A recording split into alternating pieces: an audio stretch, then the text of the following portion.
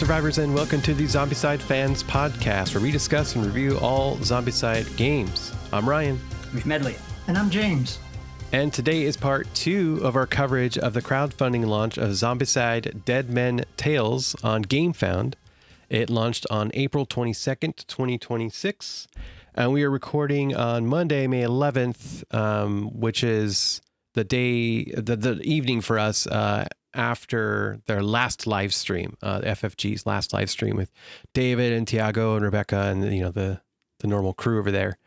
Quick reminder, listeners, head on over to our website, zombicidefans.com, where there's a ton of amazing community submitted content, custom missions, custom survivors, heroes, zombies, equipment, house rules, variants, templates, you name it, all kinds of goodies, free to use, free to sign up, and submit your custom stuff as well. You can also find links to our Discord and our Facebook group on the site and in the show notes. All right, so Zombicide Dead Men Tales. Let's see, let me pull up the page here. We can look at this. Get my stats ready, yeah. Get those stats handy. Yeah, all right. We're inserting this later on because we forgot to say it at the beginning. We did get a chance to demo this with David Waybright. The three of us played a tabletop simulator game, and we'll talk about it more at the end. But we talked about some cool stuff. So yeah, with 2 days remaining, we have currently $2.1 million raised and a little over 6,500 backers, which is pretty low as far as Zombicide campaigns. Obviously, the last 48 hours is always huge. But as suggested by Jason from our Undead or Alive, I have a new stat to share. And that is, if we divide our total raised by our backers, we can see that the average pledge right now is around $320 compared to the base pledge of $110. That means the average person is spending 192% more than the base pledge, which is the highest upsold any Zombicide campaign has ever been. That's a record that previously belonged to Prison Outbreak in 2013. So this is pretty big. While it... due to various external circumstances, we're dealing with mostly the core fan base here, but it clearly appeals to that core fan base pretty good. Yeah, and probably a lot of newcomers as well. Yeah. Yeah. Oh, yeah, cheers I've to definitely that. seen a lot of people saying this is their first one. So. Yeah. Cheers to that for anybody who's got a tankard of Grom. Have a glass of Grom. What are you guys drinking for Grom? What's in your tankards? Well, it was Coke. Yeah. It was Coke Zero, and I crushed that. Now it's just water.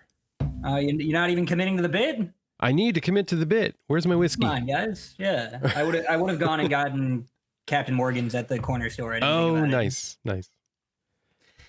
Well, I just got back from Belize and brought a bunch of Belizean rum with me, but unfortunately I've already drank it all, so I'm stuck with why hasn't there been why is the Grom always out reference anywhere here yet, or have I missed it? Maybe if they finally our last stretch there's goal. Be something about they're going to be talking about Grom all over the beginning of mission. Yeah, for sure. In the flavor text, they better have some very Jack Sparrow looking, but not copyright infringing stretch goal at the very end. They've got to, man. I hope. I can only hope. So Schmedley, along with your stats, I just want to throw in some of our stats. So Ryan said that we would end up with 21,000 backers. You said we would end up with 17,000 backers. Did I say 17K? I said 15,000 backers. and hang on. I'm going to go ahead and double down and think we're going to get to over 12,000 backers. I really do. I think we could hit 12K. I really do, because there's 24,000 people watching this and a fourth of those people already backing. I mean, if even just, a third of those remaining, that gets us over our 12,000. And if half of those remain, then we're getting beyond your predictions. So, I'm feeling really good about it. Yeah, I mean, since I have my stats pulled up, we're already in total raised around the level of deceased with half the number of backers. So I think a lot of the number previously might have been inflated by the way Kickstarter handled the $1 pledge, where there's nothing like that in this one. Mm-hmm. You said that there was a number of people watching. How do you see that? When you're logged in as yourself, you can usually see like how many people are following it. Oh, okay.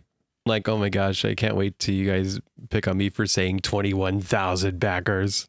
No. I'm not picking on you at all. I'm just saying that I think that the six, well, heck, what are we already at? We're closing in on 7,000. I really do think that number is going to double before. Yeah. And I mean, like I said, the people that like it do really like it, but I think we probably could have all predicted Zombicide's first outing back after some pretty major stuff happened. Some people are going to be a little weary. Yeah. I think they did a great job. Yeah. Speaking of which, so this is set to deliver, start delivering to hubs in June 2027. So from there, then it has to go onto pallets and shipped to people's houses. So you're not going to be getting this to your door in June 2027. But we can only speculate how much longer it takes for them to, organize and put everything on pallets and into trucks and to your house from there.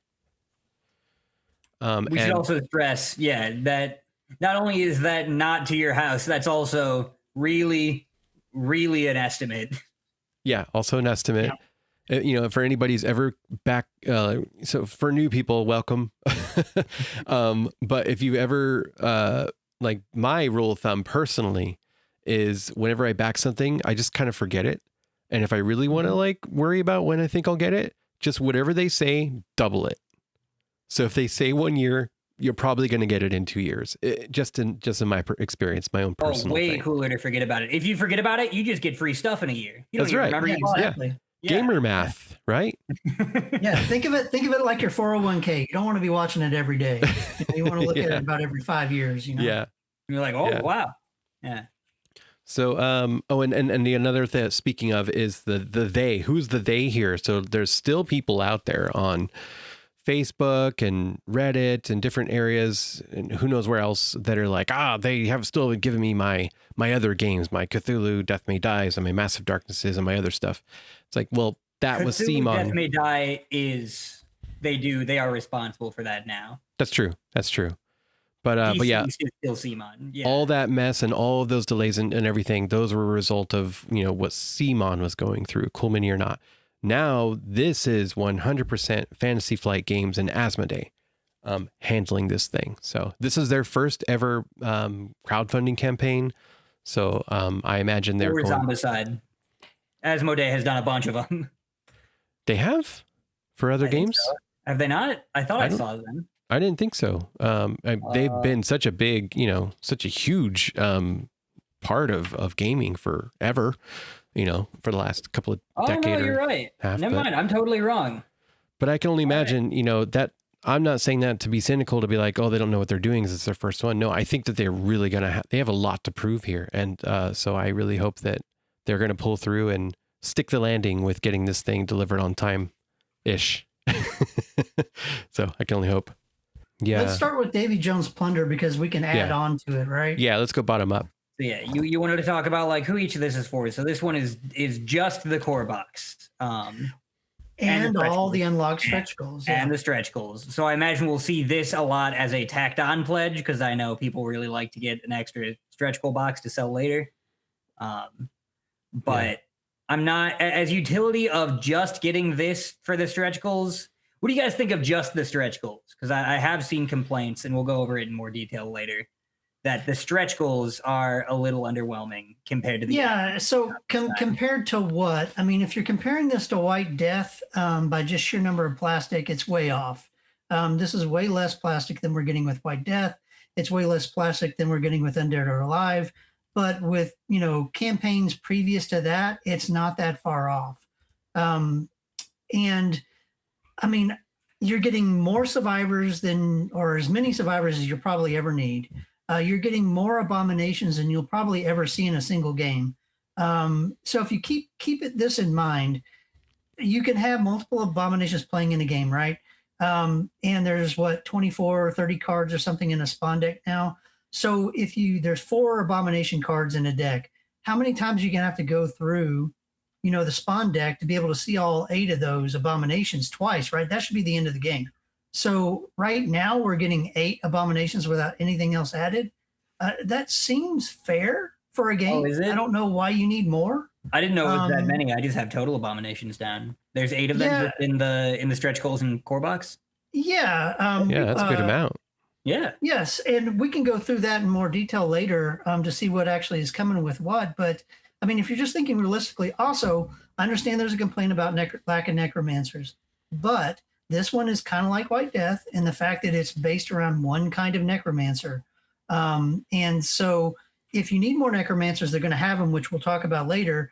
But really, it's the one necromancer. This game is not based around necromancers. It's based around abominations. Yeah. Can you can I bring up another point of comparison? Is that the governor in this gives me a lot of the same vibes as the spoiler abomination in Invader, and a bunch of our Invader Kickstarter episode was about like when you add more abominations and the only one that's spawning isn't the spoiler, it breaks the balance a lot because it's so based around him going around putting up like pseudo spawn points.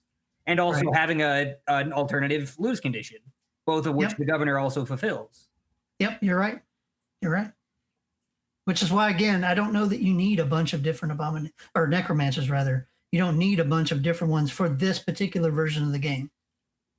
So to me, what this Davy Jones Plunder pledged for is for the people that are new to Zombicide, want to tip their toes in, they get $110 plus whatever taxes and shipping are.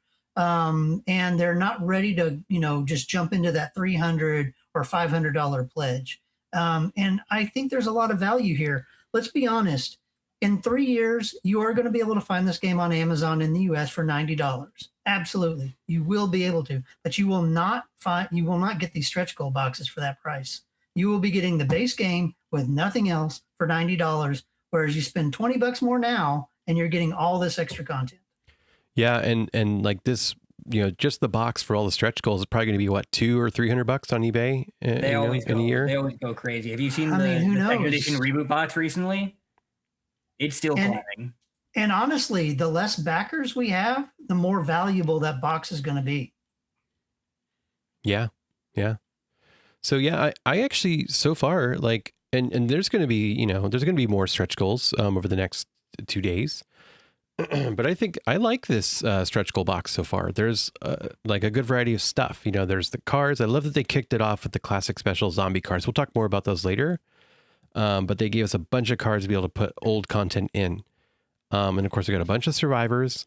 Yes, they're for the most part regular, just pirates because, apparently they're just not doing, this is a new age, right? The era of having like all these pop culture references and potentially, and parodies and, risking writing that line of copyright infringement or likeness. They're just not doing that. They are not playing that game. It's okay. Yeah, we had a chance to talk to some people. We did get the sense it was like a legal thing. And I should specify because I said this even in the comments a few times. And people are like, like parody is protected fair use, and that's true. But you can still be called to defend its right as parody. It's not just automatically parody because you say it is. Mm-hmm.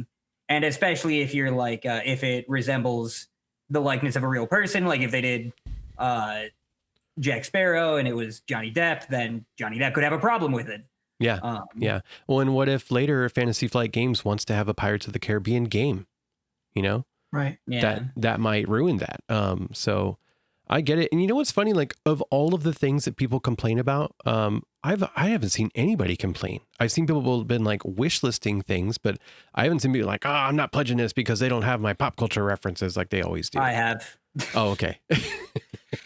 Well, it hasn't been like, I don't think it has been as much then, right? It's not the biggest one. The biggest one currently is about non-humans in the stretch goals. Mm-hmm. And actually, speaking of Pirates of the Caribbean, I was planning on talking about this later, but I think they kind of shifted it towards the beginning when like kind of all we had was a few stretch goals in the core box.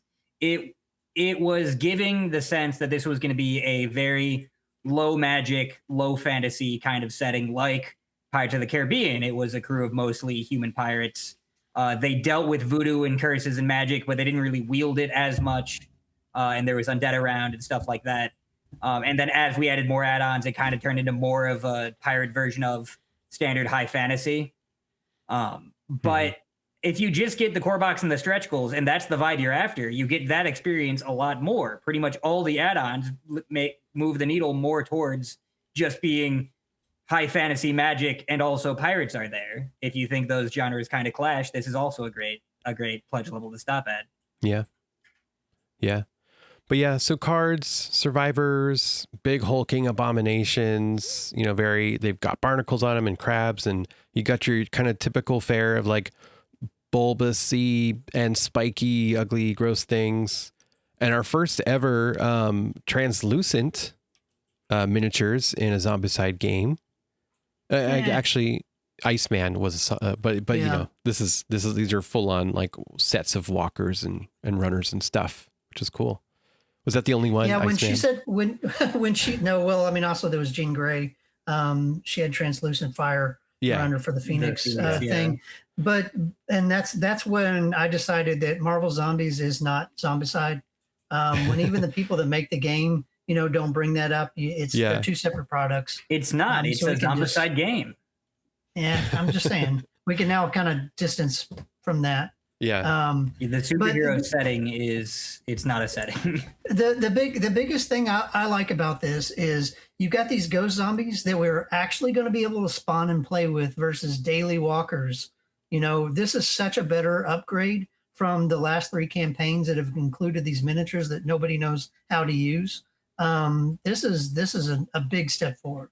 You guys want a conspiracy theory about daily walkers? Sure. So starting because they started in 2nd edition. Yep.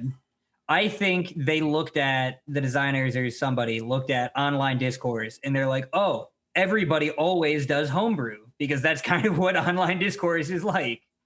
And they're like, what if we just gave them some figures with no rules? We'll give them suggested house rules, which is what they call it. No way to spawn them. They can just make up their own rules and have fun.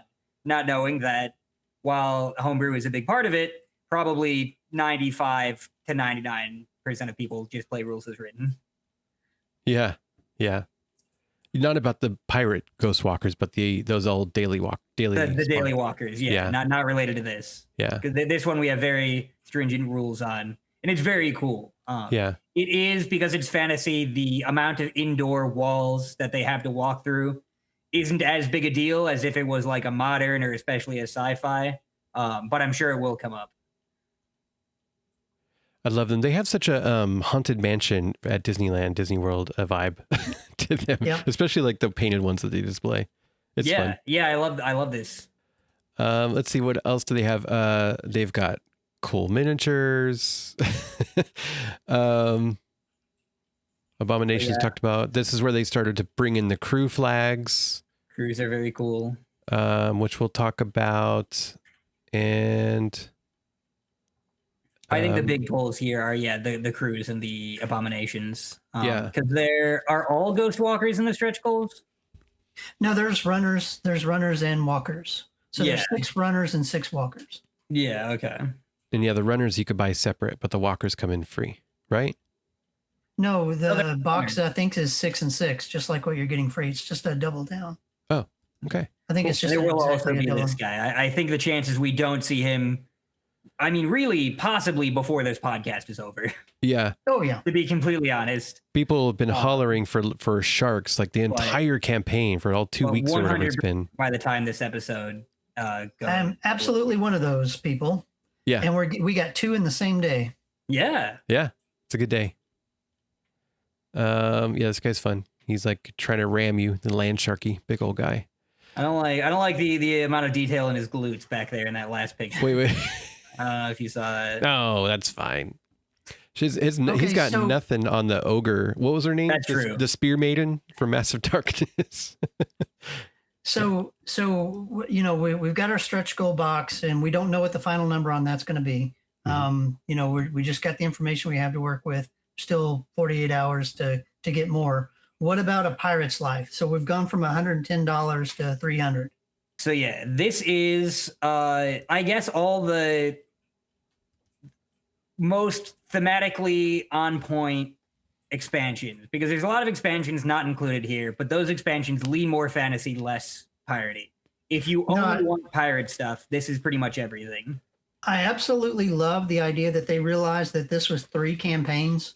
This wasn't 2. This was 3 different campaigns, and they've geared the all-in pledges to the people that want either one or both or all. And I think that's brilliant. I think that's one of the best things they've done in a long time. Basically, this is all the pirate themed stuff as opposed to things you want to add to it. And I think that's just absolutely great that they did that. Yeah. I said in the last one, we got some complaints that there was too much pirate, not enough fantasy. As it went on, we started to get complaints that it was too much fantasy and not enough pirates. And this is definitely the pirate only all in, if that's what you're into. So we can talk about these boxes individually. We got the required by law single campaign box. Which has the best character of all time in it. Which one? The guy with the shark on his head? Yes, Grom Tom. Our friendship with Dr. Gobdopus ended since last time? Oh, no. He's going to be teamed up with Grom Tom all the time. All the time. Cool. What if Grom Tom, did they show his skills? Does he like have skills that are kind of specific to the campaign though? Is it one of those? That's always a bummer. I think he's got a skill that he can use outside of the campaign at Blue. Cool. Can you remind me while we're on the campaign? I know about the Scum Walkers, new campaign exclusive. We have Scum Brutes also. What are the unique mechanics of the campaign besides, like, I know the Abomination? There's not like an all in, is there? Because that's replaced with Grom this time around. Or all out. Well, obviously, this is what's introducing the crew mechanic. Oh, it is introducing the crews. You're right. I forgot about that. And then there's going to be new tiles. The loot cards sound great. Like, I love the idea that you can start having quests revolved around how many gold pieces everybody's getting. And at the end, you can kind of, make a decision on like who won, how much you won by. Like, that sounds like a really fun mechanic to add. Mm-hmm. All right. So there's not, and this isn't like a deal breaker. I'm not saying this is a bad thing, but we're not getting like a campaign exclusive mechanic that you can then bring over to, like I said, we've had 3 variations on All Out. Historically, there's something like that or a special equipment deck, but it seems like everything campaign here is reserved for the campaign with the exclusive of the flags, but you get some of those in the stretch goals too. Yeah. The flags is probably the main thing, but it's, like you said, it's in the stretch goals. I took notes on what Shipwreck Bay is special about it. I can run down that real quick. Yeah, go for it. So, Shipwreck Bay, it will come to retail, but there are Gamefound exclusive Scum Brutes. Mm-hmm. So the Scum Brutes that we were just looking at a second ago, you could only get them in the Gamefound campaign. It has the loot cards and loot deck, how that works. Just real quick, you don't get them in game. Like, you can't find it, there's not another deck to search for. You collect points from treasure that you get during in-game, and then between quests, you spend those points for loot cards. And so I remember seeing somewhere before that I think the points, and these are kind of quoted off like some of the videos that I saw. And I think that the points are actually just like the dollar amount that you'll find on like small and large treasure tokens, and maybe other places from cards, I'd imagine. And then Scumwalkers get free extra activation, and they can basically teleport across sea zones, which is going to be really interesting, especially for wayfinding. So those are the main things that I took down for what's special about Shipwreck Bay. Well, there's also like the maelstroms.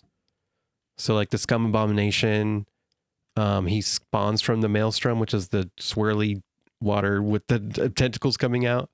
And he'll spawn a wave of Scumwalkers. When he's on the board, Scumwalkers keep spawning on all maelstroms.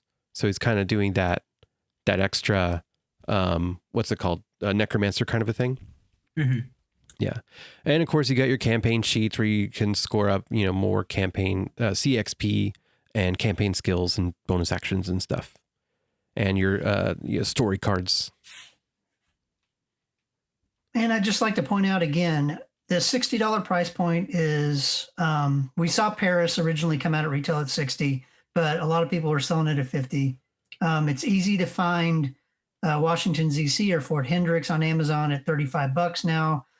So I understand $60 seems like a lot, but just remember, even if you find this at $50 on Amazon a couple of years from now, you're not going to get the scum brutes with it. So just keep that in mind. If you're thinking, I'll wait till retail to buy this. If the brutes matter to you, you need to go ahead and get it now. Yeah. Gosh, that's killer. That's such a killer. Sometimes, in the past it'd be like, oh, you get one extra survivor, and that might be easier for some to skip or not. But like a whole new kind of. A whole new special zombie. Although, and we'll get this into it later, this campaign is killing it in special zombie types. Yes, it is. There's so many. Yeah. Yeah. Yeah. Oh yeah. So there's also the whole Scallywag Noble Heart side. I went back to their live streams to find out, like to really dig in and make sure I took copious notes of like what that actually is. So I can relay kind of what I found. So it's interesting because apparently the Scallywag and the Noble Heart thing, the alignment that you can make, you could do that in the core game as well as the campaign. And so the example they gave is like, you have to escape a village, but you have a choice to make. Do you pillage your way out of it, or do you kill some abominations and necromancers along the way that will make you a Noble Heart? But if you pillage and you're just out for yourself, then it'll make you a Scallywag. And then whatever that alignment is, it'll give you a special effect in future quests, be it like extra weapons or special skill, that sort of thing. And again, they said initially before they announced the campaign, it's not a campaign thing. It's just another thematic way to help you link quests from the core game. So I'd imagine that the quests in the core game, because we haven't seen those, they haven't released those yet, will say at the beginning, like, are you starting as a Scallywag or a Noble Heart? Depending on which one, then you get these different effects during that quest. Yeah, for the people who don't paint, this has got to be a really cool looking box, because you got all these different zombies with all these different colors. Like this is cool. I like it. These like bright magenta, is that color? Was that what you would call it? Yeah, it's like a magenta, not a lavender. This represented a big wish fulfillment. A huge request early on was underwater zombies, and we got these drowned walkers, which I think is pretty much what everybody had in mind. The curse is also cool. There was less requests for it, but it's a really cool mechanic. So this is another expansion that will come to retail, but it does have a Gamefound exclusive to it. It's not as hardcore as the brute Scumwalkers. It's just plastic curse tokens. They look really great.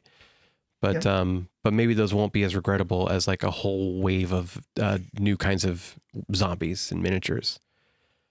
The drowned walkers, they need to be killed twice. So the story is that they just collapse to a pile of bone and flesh and grossness, and then get a soundboard so I can just play like the dry bone sound effect from Mario. Yeah, or like it reminds me of like a lot of video games. But yeah, you lay the miniature on its side, and then if you do another damage with your attack, you can outright remove that miniature. Otherwise, on their next activation, they'll get back up. And then cursed zombies, they give curse tokens when they wound you, or when they're eliminated. If they've been eliminated when you're in their zone. So you can collect some curse tokens from those guys. These kind of cool Cthulhu eyeball looking swirly star things. Yeah, as far as tokens go, it's really kind of a complicated design. Yeah. They don't usually have so much going on with a token design like this. It's nice. So yeah, if you had any number of curse tokens, then at the end of your, survivors, at the end of the round, survivors roll a die. If you get a 1 to 3, then you suffer a wound. Spend 1 action or discard 1 Grom to remove each token. So that's cool. Cool. Can I just say, like, overall vibe-wise, I love the rebranding of Magic aesthetically that they've done throughout this, and they did a little bit in White Death too, to fit the more Eastern theme. It was kind of more chi and more spiritual than the wizard style Magic that we had in Black Plague. But making it like voodoo and like curses, and it's very, very thematic. I like it. Yeah. Actually, now that you say that, there should be more voodoo. involved here, but I guess you could take Curse's Voodoo. There's the like talismans, Yeah. the whole talisman feature. Yeah, the paint jobs too on these things are just outrageous. Yeah. Yeah, they're really wild and colorful. These Cursed Brutes, this one with the wig, what is it? What do they call that? Is there a certain name for those old-timey wigs in the 1600s? It's like powdered wig. I don't know if there's something more specific than that. That might be what I'm thinking. Anyway, it's really fun. He must have been a judge. Yeah. Or a solicitor. Indeed. And then the new abomination here is the Slop Kraken. So we finally got our Kraken. To many people's dismay, this is the only Kraken we got. So my only comment to this guy is I'm not going to paint this guy like the artwork looks like. After we've got our Ariel from today, this guy is getting painted up like Ursula. So I'm definitely going to have an Ursula and a Little Mermaid. Oh, fantastic. With this. Yep. I will say it's interesting that, and this is just another design thing. Yeah, they introduced these new orcs, these like tropical purple orcs, but all of our orc zombies are still very green. They haven't been out in the sun. They've even like there's even been a few tidbits of lore about the relationship of tropical orcs, because there was like one purple orc before, I think. Yeah, the Necromancer. But yeah, we never got. I want more information on how they're related. Yeah. Slop Kraken spreads the curse within a 1 zone radius. That's what makes him special, on top of being big and gross and abomination-y. Yes. What else? I think that's pretty much everything here. Yeah, it's just some extra zombies. Yeah. People like extra zombies. Cursed and Drowned promo, curse tokens, plastic ones. They look really cool in the render, at least. I'm sure that they've been doing a better job, like all the time, with the plastic tokens. And just one last reiteration for people that are new to the campaign. It's only the plastic tokens that are the crowdfunding exclusive. You can get this box later at retail. Yeah. They'll even have curse tokens. They just won't be the plastic ones. Right. And today on the last live stream from FFG was the big reveal of this Here Be Monsters Abomination Pack. Here's the other contractual obligation. We have to have a campaign. We have to have a retail abomination pack. And here's But it's not. one. But it's not, though. It's not retail. Yeah. Oh, it's not. You're right. Crowdfunding exclusive. I guess that's the other one then. Never mind. Here Be Monsters. Okay. We got the Tide Witch. I have to be honest. I don't remember any of the mechanics of any of the Necromancers or Abominations. Do either of you? And that's okay. Yeah. I mean, it doesn't really matter. Yeah, we don't need to go. I mean, she's a cool looking miniature. She doesn't move. She draws she draws miniatures toward her. You know, she's the siren, right? Oh, cool. Sure. Yeah. I like someone called her a mermancer earlier. I love that. Sure. Oh, very good. Another land shark. Oh, Rechmal. He's so great. Yeah, the shark abomination Rechmal is amazing. He's got zombies crawling in and out of him or something. And I do love this usage of we're really getting that translucent plastic in there. Yeah, the White Dread, the giant whale freaking zombie miniature is just so great. He might be just as tall or taller than the necromantic dragon. Absolutely amazing. Which would be cool. Yeah, we got to get a megafauna in there. And like the dragon, he's got his own like set of rules. He's got his own set of tokens. Oh yeah. He can flood the board. He can turn land zones into sea zones. Like, he's crazy. Yeah, I think he's going to be brutal to deal with. The leaning into no legs in this. I feel like this has been one of the most legless zombicides we've had. Just the points of contact on the base. A bunch of things are just like a writhing mass of tentacles, or are on all fours, or are coming out of the sea. It's very cool. Yeah, that's great. It's a great evaluation. The most legless. That should be quoted somewhere. Legs per mini at an all-time low. Yeah. That's great. Okay, some more boxes. We got Goblin Bombardiers. So this is interesting if you were following the campaign, because I think this really marks the beginning of the more fantasy. Because like I said, at the way beginning, it was way more. Here's some historical pirates. Here's some non-historical pirates. But then they're like, here's what you've all been asking for. Here's really cool. And I think this is even the box I said last time. I was like, I'd really like a Crew of Goblins box. Yeah. Mhm. Yeah, this is it. Was a big wish fulfillment for me. I love that we have the 2 survivors, 1 mini, which is very cool. Yeah. We have. I like the way they handle that too. There. Yeah, the other one is 3, but he doesn't count as 3. Right.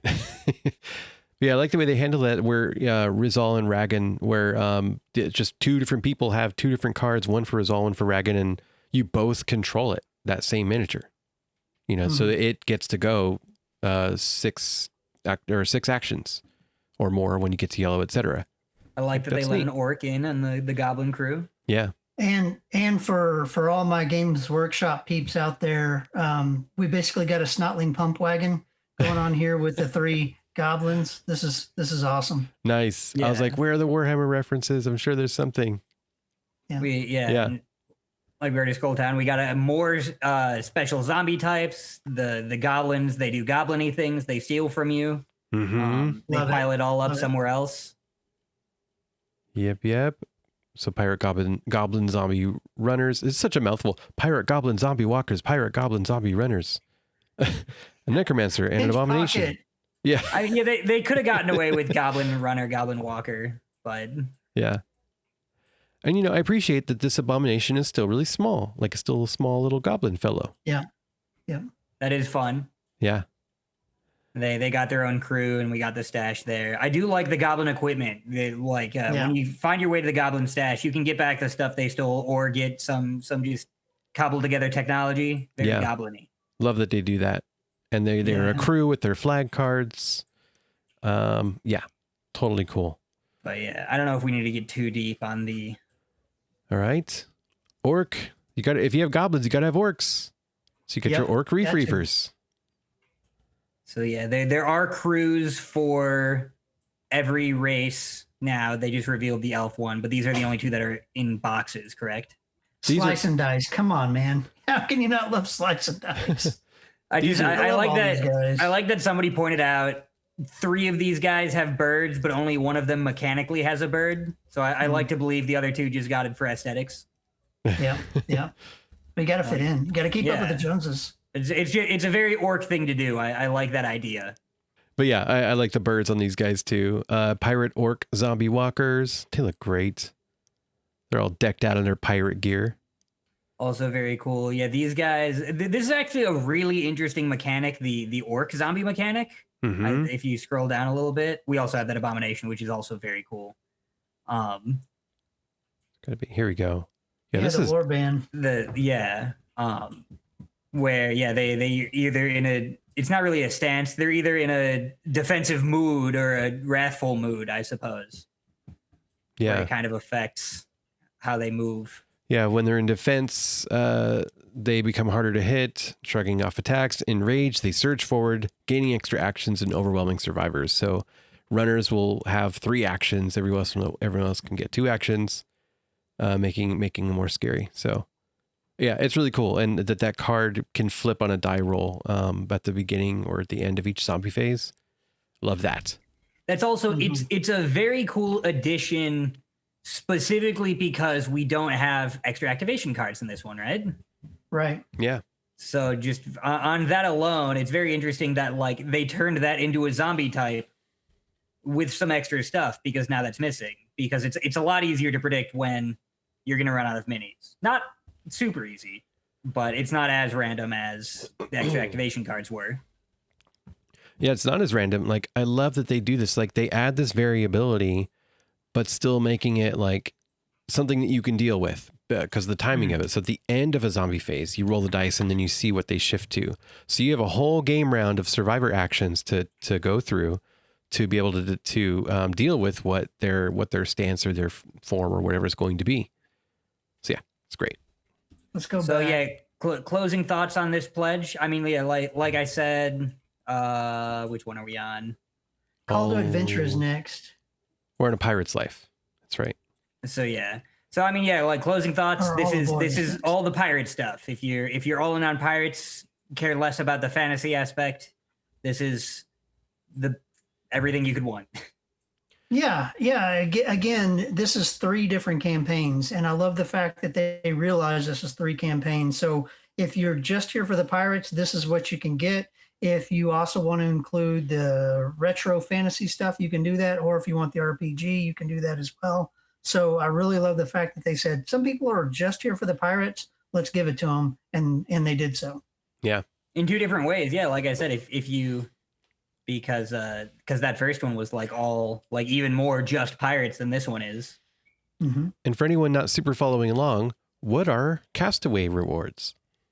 So that's kind of our replacement for, I guess, daily survivors. Every other day, like a bottle washes up to sea and has a clue, and then the next day they reveal who that was, and it's like some historical pirate reference. It's genuine our castaways. historical pirates. Yeah. Yeah. And Undead or Alive, it was daily duels.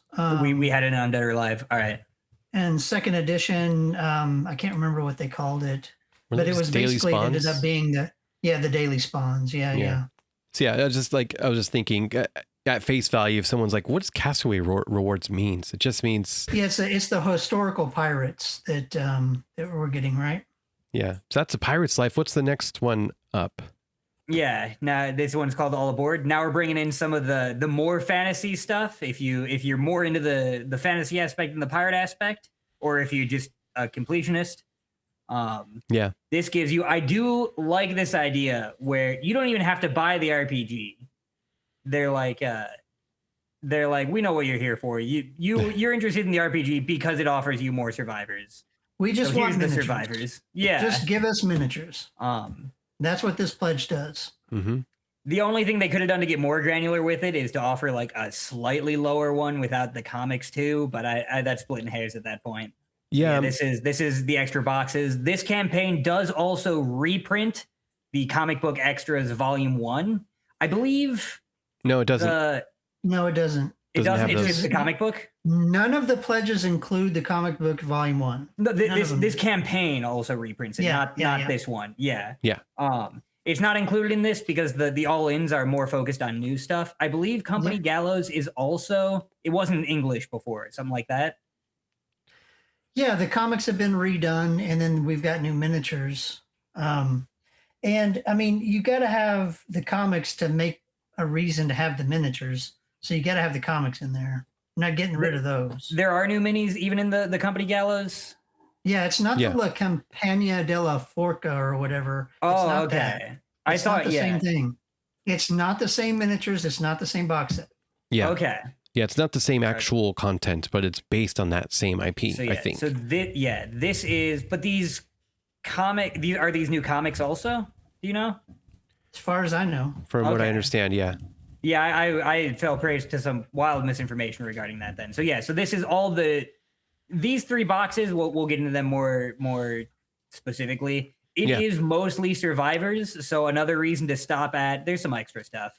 Another reason to stop at the previous one might be if you just don't need more survivors. Yep. But have you guys read the comics? I actually read the Black Plague comics during this because somebody said nice. something and I wanted to check their work on it. I wanted to finish up Road to Hell, but I didn't make the time. It's pretty good. Nice. I'm a big fan. I also like the Invader one that when I read it. So yeah, I mean, if I think I read the there's a first. chance you'll read it. Yeah, I read the first half of it. I enjoyed it. I was like, this feels exactly like a D&D game Yeah. from way back when I used to play that. Okay, cool. Yeah, that's all aboard. And I don't think we've stated, but like each of these has even more of a discount at every level. It's funny. It doesn't actually say it here. They did on the live stream earlier. Did you want to go through the 3 boxes that got added? Oh yeah, sure. Let's go through those. So Let's see. I think you can skip the comics, just go to the miniature boxes. Yeah. yeah. Go to the good stuff. The Plague Bear. We're the board game podcast. Right. I like the comics, but that's not what we're here for. Yeah, I do too. I love the comics, and I can't wait to read the second one. So yeah, like I said, these are way more fantasy and less pirates. But there's some very cool fantasy going on. I love a plague doctor. I love. I think there's magic. some of the coolest necromancers in this box of anything I've seen in a long time. These character designs are phenomenal. Like they are so good. They are so unique. They're such quality. Like the silhouettes on them they all feel very iconic to me. Like I have freaking hundreds of fantasy characters and I don't get this excited about most of them for some reason. Like these just really strike a chord with me.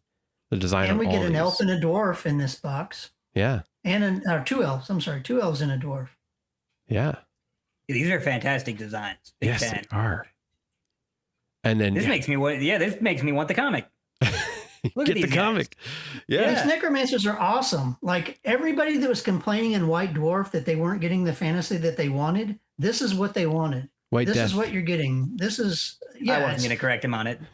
White Death. I mean, everyone was complaining about it, and this is the fantasy that everybody wanted. Yeah.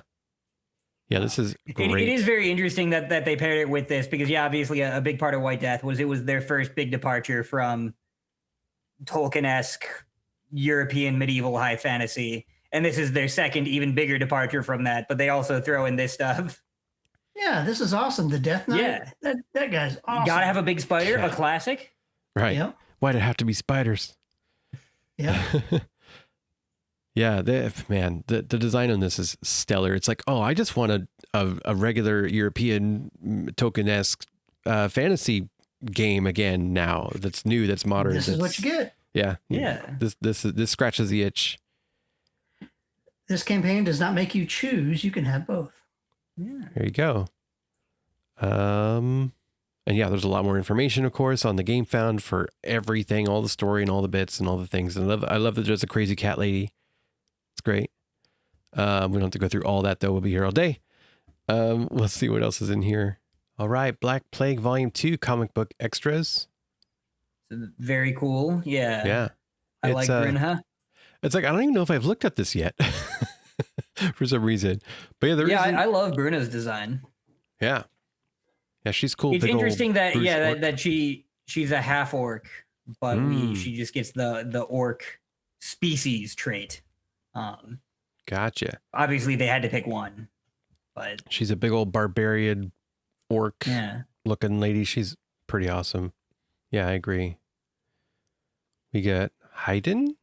Yeah, I'm not sure. What's his deal? It's unclear.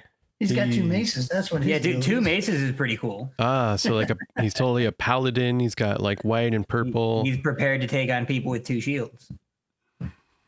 Yeah. I like it. Yeah, he's a spellcaster. This guy is screaming paladin to me here. Awesome. Haydn the paladin. We got Mila. Very Hawkeye. A rare elf. Yeah. Oh, it says no one would ever call Mila a chatterbox. Blah blah blah. More story stuff. Excited to see that in the comic book when I don't read it. Yeah. After several years. No, I do actually. I will read it. I will read Road to Hell. Shortly. They're very cool. Yeah. These new ones I'll get to a lot faster. I bet. I'm hyped for them. So the only thing I'd like to touch on here really is people are complaining about the price of this. It's $30 for 4 miniatures in a comic book versus the volume 1 that they're selling for $35, which is a comic book and something like 12, 15 miniatures, something like that. But just keep in mind that they hadn't paid to have this comic book made yet. They hadn't paid to have these miniatures made yet, right? So this is all brand new tooling. It's brand new, having to pay artists, writers, illustrators, all the stuff that goes into making a comic book. So just keep that in mind. And if you want to break it down by just plastic, $30 for 4 miniatures is not that bad. It's not. So, that's what I got to say about it. I mean, yeah, obviously it doesn't have to be for everybody because it's an abomination in 3 survivors. And I know a lot of people that kind of turn their nose up at more survivors, but this is a pretty cool guy. Check out this guy. He looks huge, I think. Yeah. We don't have a size comparison, but he seems like it's really big. Maybe that's part of why it's so much. feels like it. Yeah. Yeah. It looks like it'll be heavy when you pick him up. He's a very solid guy. I mean, I do think it is a lot. I do think $30 is a lot for just 4 miniatures in a comic book. Especially when you compare it to the other one. I know James just said everything he said, but still, like, what if I was at the store and it was like this or that? Oh, this one, not that one. But I'm a completionist and I'm going to get it anyway because I'm a sucker. So yeah, it's definitely more expensive. You don't have to get it. It's what it is. Yeah. So I mean, going all the way back to Prison Outbreak and Rue Morgue, a box with 1 miniature and a zombivore was $10. And most of your stretch or special guest artist boxes were 4 miniatures for $25. No, that's So a you're good telling point. me $5 more to get a comic book is that much money? No, you're totally right. Yeah. Sorry, I just don't agree. Do we look at the company Gallows box? So we've So got. I don't know anything about the story of this one. Me either. Me neither. I'm not from Italy, so this is an Italian comic. So they got Sir Percy and Elisa. And I honestly haven't looked that closely at these characters yet. So thank you, podcast. Sir Crumb. I love Sir Crumb. He's a short old man. I was just gonna say these weren't really jumping out at me as much as the other ones. Love this guy though. I'm loving the styling of these. Actually, they're quite like they're not as serious, you know, like the plague doctors and stuff we're just looking at, but they're really charming. Like, you know. So think about it this endearing. way: these are the guest artist boxes. That's what these are. Right. These don't look anything like, you know, they're not what Edward Guiteau or whatever. They don't look like his stuff. They don't look like the pirate stuff. This is our guest artist boxes that we're getting in this campaign. Yeah. Good point. But yeah, this is definitely endearing, this Sir Crumb. Short old wise man with a big old shield and a flag. Probably great stories about him. I don't know how to pronounce this. Chaco? Perhaps? Someone tell us in the comments or the whatever. It's got Reaper Melee. Very nice. Bran or Braun? No one trusts me. Not even me. This guy's cool. He's holding a rope. He's ready. This is going to do to a zombie, but okay. You'd figure to have a rope ability because he's holding a rope, but that's okay. Right. Bertrand. I like a guy with a crossbow. He's also a what do you call it? It says right here, bard. He's a bard. He's got a lute on his back. Yeah. It's always fun. If only we had Massive Darkness crossover. It's up to the community. We got to do it. You know what's going to happen. I know. We're just going to be triggered every time. Captain Goliath. These characters are cool. I'm really enjoying flipping through these guys. Yeah, the guy with the a torch on top of his helmet. That's a miner, right? Oh, nice. Yeah. So fun. Nadir. Mustache twirling guy. As generic a wizard as you've ever seen. Right. Love it. Although he seems more like a villain, but that's cool. The Kraka. Oh, that's right. I remember seeing these before. These, I forgot what they were called. Help me again. Like the type of beasts these are. They're kind of harpies, but not harpies, kind of because harpy. they can turn full bird. Ah, they turn full bird. Oh, they like shifters. Yeah, they have 2 different forms. Ooh, this guy's giving me Skeksis vibes. Sure. Love that. Oh man, gotta watch that again. They also seem like they could fit in with Undead or Alive, with the buzzard.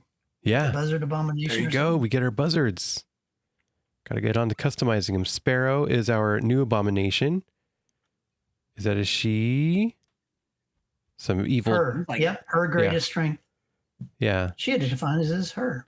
Yeah. She's like just a really savage, wicked looking fighter, armored, pale skinned lady. Looks so super awesome.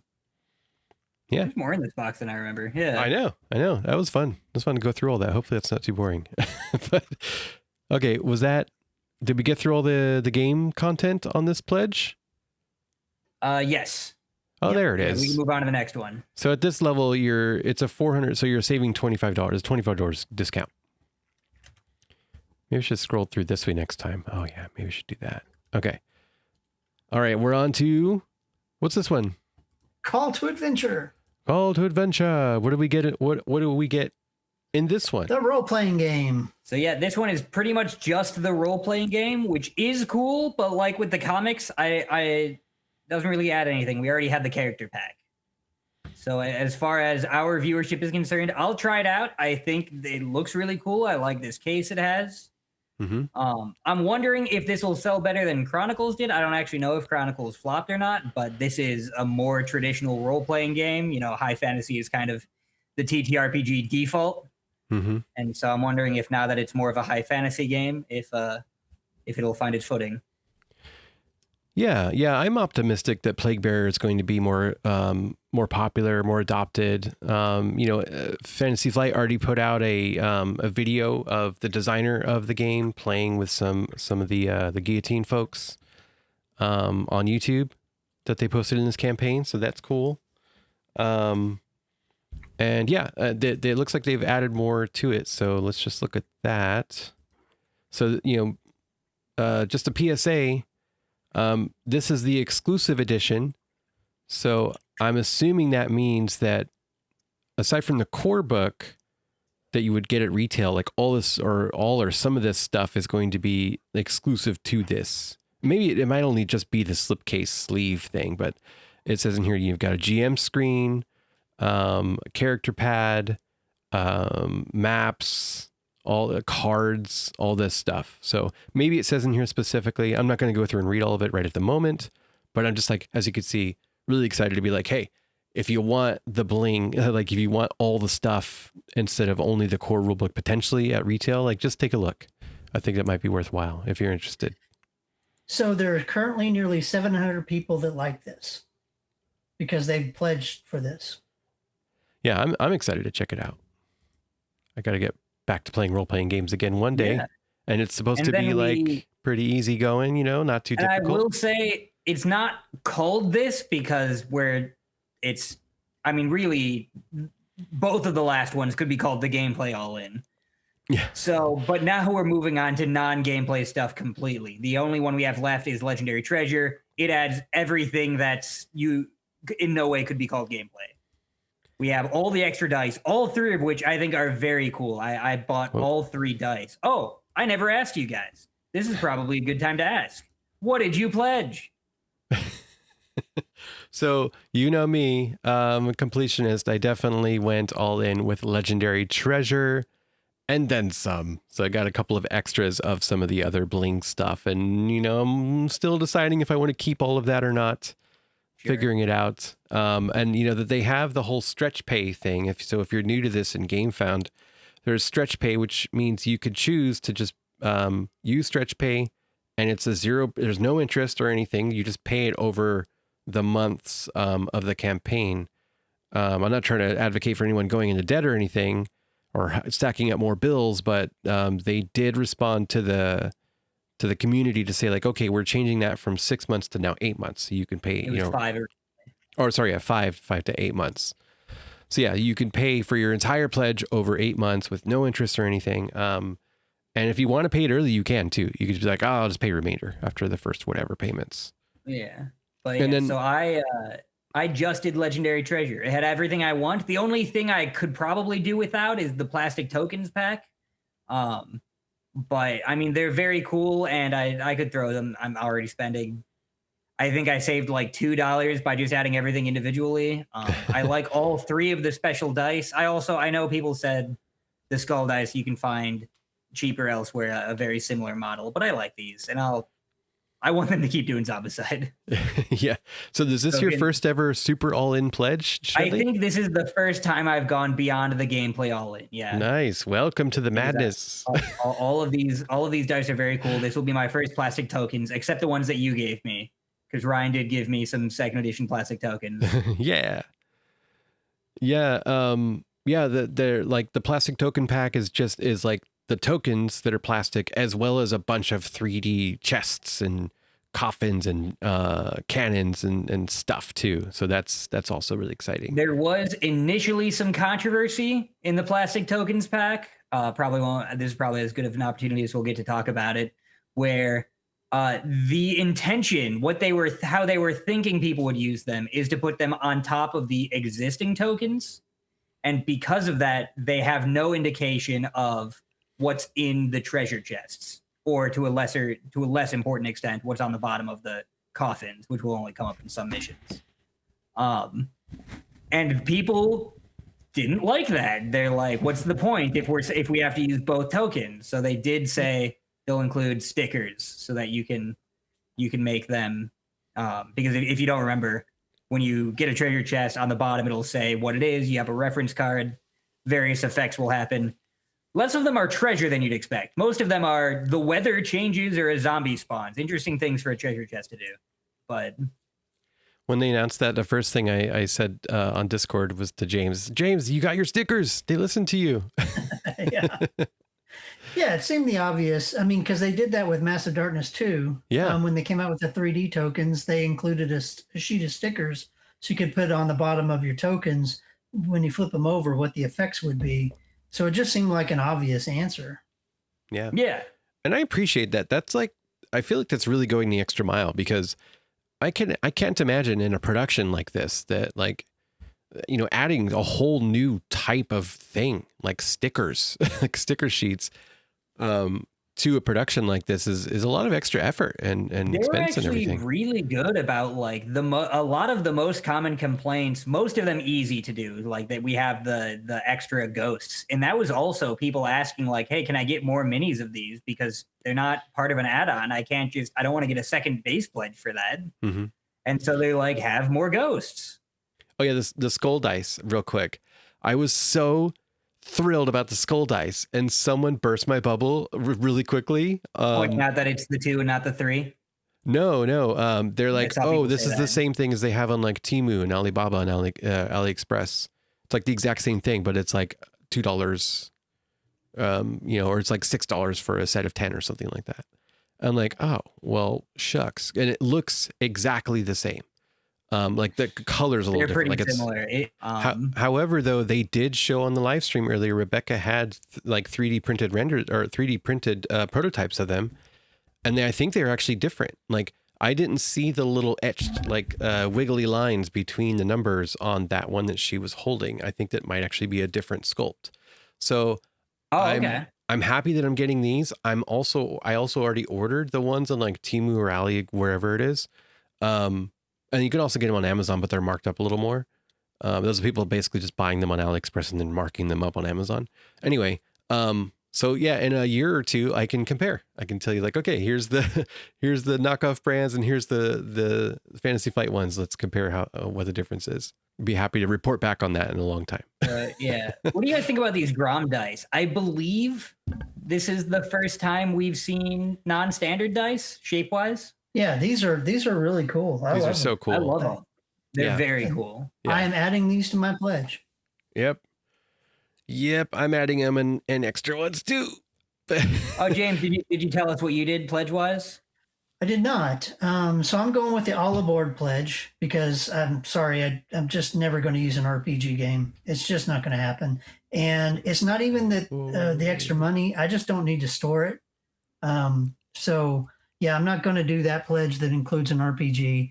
So I'll do the all aboard, the Grom bottle dice like we're talking about, the plastic tokens we've already talked about, the extra pirate ghost zombies. I think are worth the $17 in case I ever want to play them in any other version besides Dead Men Tales, because the numbers that they come in will not work for any other game. I mean, I'm sorry, but at yellow and orange and red, you are just not going to be pulling numbers of 6. So that means, you know, they're always going to be extra activating. So if you want to play them in any other version, you're going to need a second set. I will be paying the $3 for the Black Plague comics cards because I do own the Volume 1 comic miniatures already. So I will be paying the $3 for those cards. Yes, I know I can make my own and print my own, but $3 is worth my time. Sorry, let's go back to extra pirate ghost zombies. Okay, so it comes with 6 extra walkers and 6 extra runners. Yep. And you were saying because the like any pledge comes with any Dead Men Tales pledge comes with 6 of each already, right? Yep. Yep. And you're saying you Yep. definitely need these because they will definitely extra activate. Only, I'm saying only if you want to play these outside of Dead Men Tales. Oh, okay. If you want to play these miniatures in Green Horde or Black Plague, they will extra activate because of the spawn numbers that you pull at there. You're just gonna have more of those. Okay. Are there cards for those older games? No, but somebody's gonna make them if I don't. Oh, okay. Gotcha. So I mean, you ratios. can spawn them instead of the spectrals. Yeah, exactly. But you won't have almost runners. the same. They just have extra powers. Yeah. You won't have runners though. Yeah. And this actually probably is a cheaper way to get spectrals in your game because $17 right now is probably cheaper than finding a copy of No Rest for the Wicked. Okay. Do you feel like were you thinking about getting like even a second set of these, or you think just one set will do it? No, I think one set's fine. Hey, Ryan. Yo. What other add-ons aren't in any pledge level? Well, I'm glad you asked. So there's just to, hopefully it's helpful to people if like you're like, I want to get everything and I don't want to like study it, so much. Well, we've done that for you because we're insane. And also thanks to people in the Discord who are also sick like we are, and immediately like spat out the list. I was like, thank you. I didn't even pull it up. Where they announced the all-ins, if you forget, so you don't have to rewind the video. Yeah. If you scroll to the update where they announced the all-ins, I believe they do list everything that's not in any of them. Oh, that's cool. Do they show like the pictures and everything of it too? I don't remember if they show the pictures. It's just a list that we already have. Let's look at pictures. All right. So yeah, if you want everything and you can't find that update because it's buried by the time you see this or listen to this, get whatever pledge level you want to get. If you want to go legendary, whatever, just know that these add-ons are not in any pledge level. All right. So we just talked about the extra pirate ghost zombies are $17, 6 walkers and 6 runners of the pirate ghosts. They're not in any pledge. At least those extra ones aren't. There are, and they're Kickstarter, or I'm sorry, God dang it, crowdfunding exclusives. Crowdfunding exclusives. Black Plague Comics Volume 1. We already mentioned a little. Yeah, this is a reprint. This is already a thing that exists, but this is probably the cheapest you're going to see these comic book extras possibly ever again. So just heads up there. Yeah. And it is a reprint plus because it's a reprint, yes, but it does also include Dead Men Tales versions of the cards. Yep. And then we can only assume or what's the word? Speculate that it doesn't have Massive Darkness cards because the original did. Because CMON owns Massive Darkness. This is not a CMON production. This is a Fantasy Flight production. So we don't know that. I don't think they actually stated that anywhere. But we're speculating. I mean, and also for $35 for the amount of miniatures here, you're not going to see a better deal on this Kickstarter. This is the best bang for your buck. Yeah, but yeah, like great designs on these miniatures. The survivors, and the Necromancer and the Abominations, and there's a lot. It's a great value. Fun, yeah. And it's got a quest. I forgot about that. Oh yeah. It's not a Dead Men Tales quest, but yeah, it's got a quest. One of our very few, if only, non-human characters in this box. And it's interesting that if you bring up her information and backstory, they don't have a symbol for that. Sorry, Karna. But she's not classed as anything, and there's no symbol for it. So I'm wondering how long it's going to take for the graphic artist to come up with a symbol for that and make her card. Let's see. Yeah, is you she can also here? just get. So this is the next one you can also just get if you already have the Volume 1 extras. And I actually forgot to add this to my pledge. This is something I wanted. Since I already have the extras, you can just get the new cards. You don't have to rebuy the comic and have a duplicate. Yeah, $3 for that card pack. That's pretty great. It's a pretty good deal if you already have them. Yeah. Yeah, if you already have the comic book extras. Speaking of cards for different versions, we also have the compatibility pack. Fantasy Compatibility Pack. Okay, a lot of people have had a lot of questions about it. So what is this? It allows you to use your old Survivor ID cards from your Black Plague and your Green Horde and your White Death in Dead Men Tales with the new Danger Bar, the one with the violet and you can play in ultraviolet mode at 43. It also changes where orange shows up at 16 rather than, what is it, 19 before? Yep, 19. And red shows up at 27 instead of 43, which is crazy. So yeah, if you've forgotten or you didn't know, there is a difference in formatting. The new Survivor cards are kind of the more standard with the rest of the Zombicide lines, where all the skills are on one side and the backpack's kind of along the top. And Fantasy, since it's pretty old, the Black Plague Season 1 of Fantasy, is less standardized, and it has this design where some of the skills are on the other side. You can see those 3 pegs. The backpack's kind of off to the corner.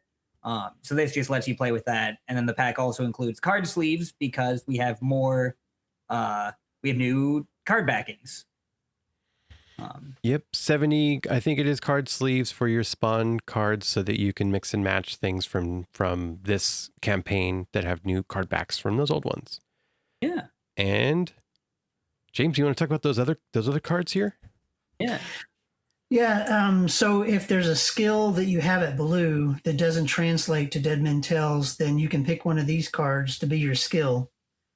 You're still going to have to figure out what to do with your newfound Baldric slot. If you're using Dead Men Tales equipment, that's one I haven't quite figured out. So I heard somebody on Discord say that there's going to be 12 starting weapons in this one, and 6 of them are going to be like Black Plague.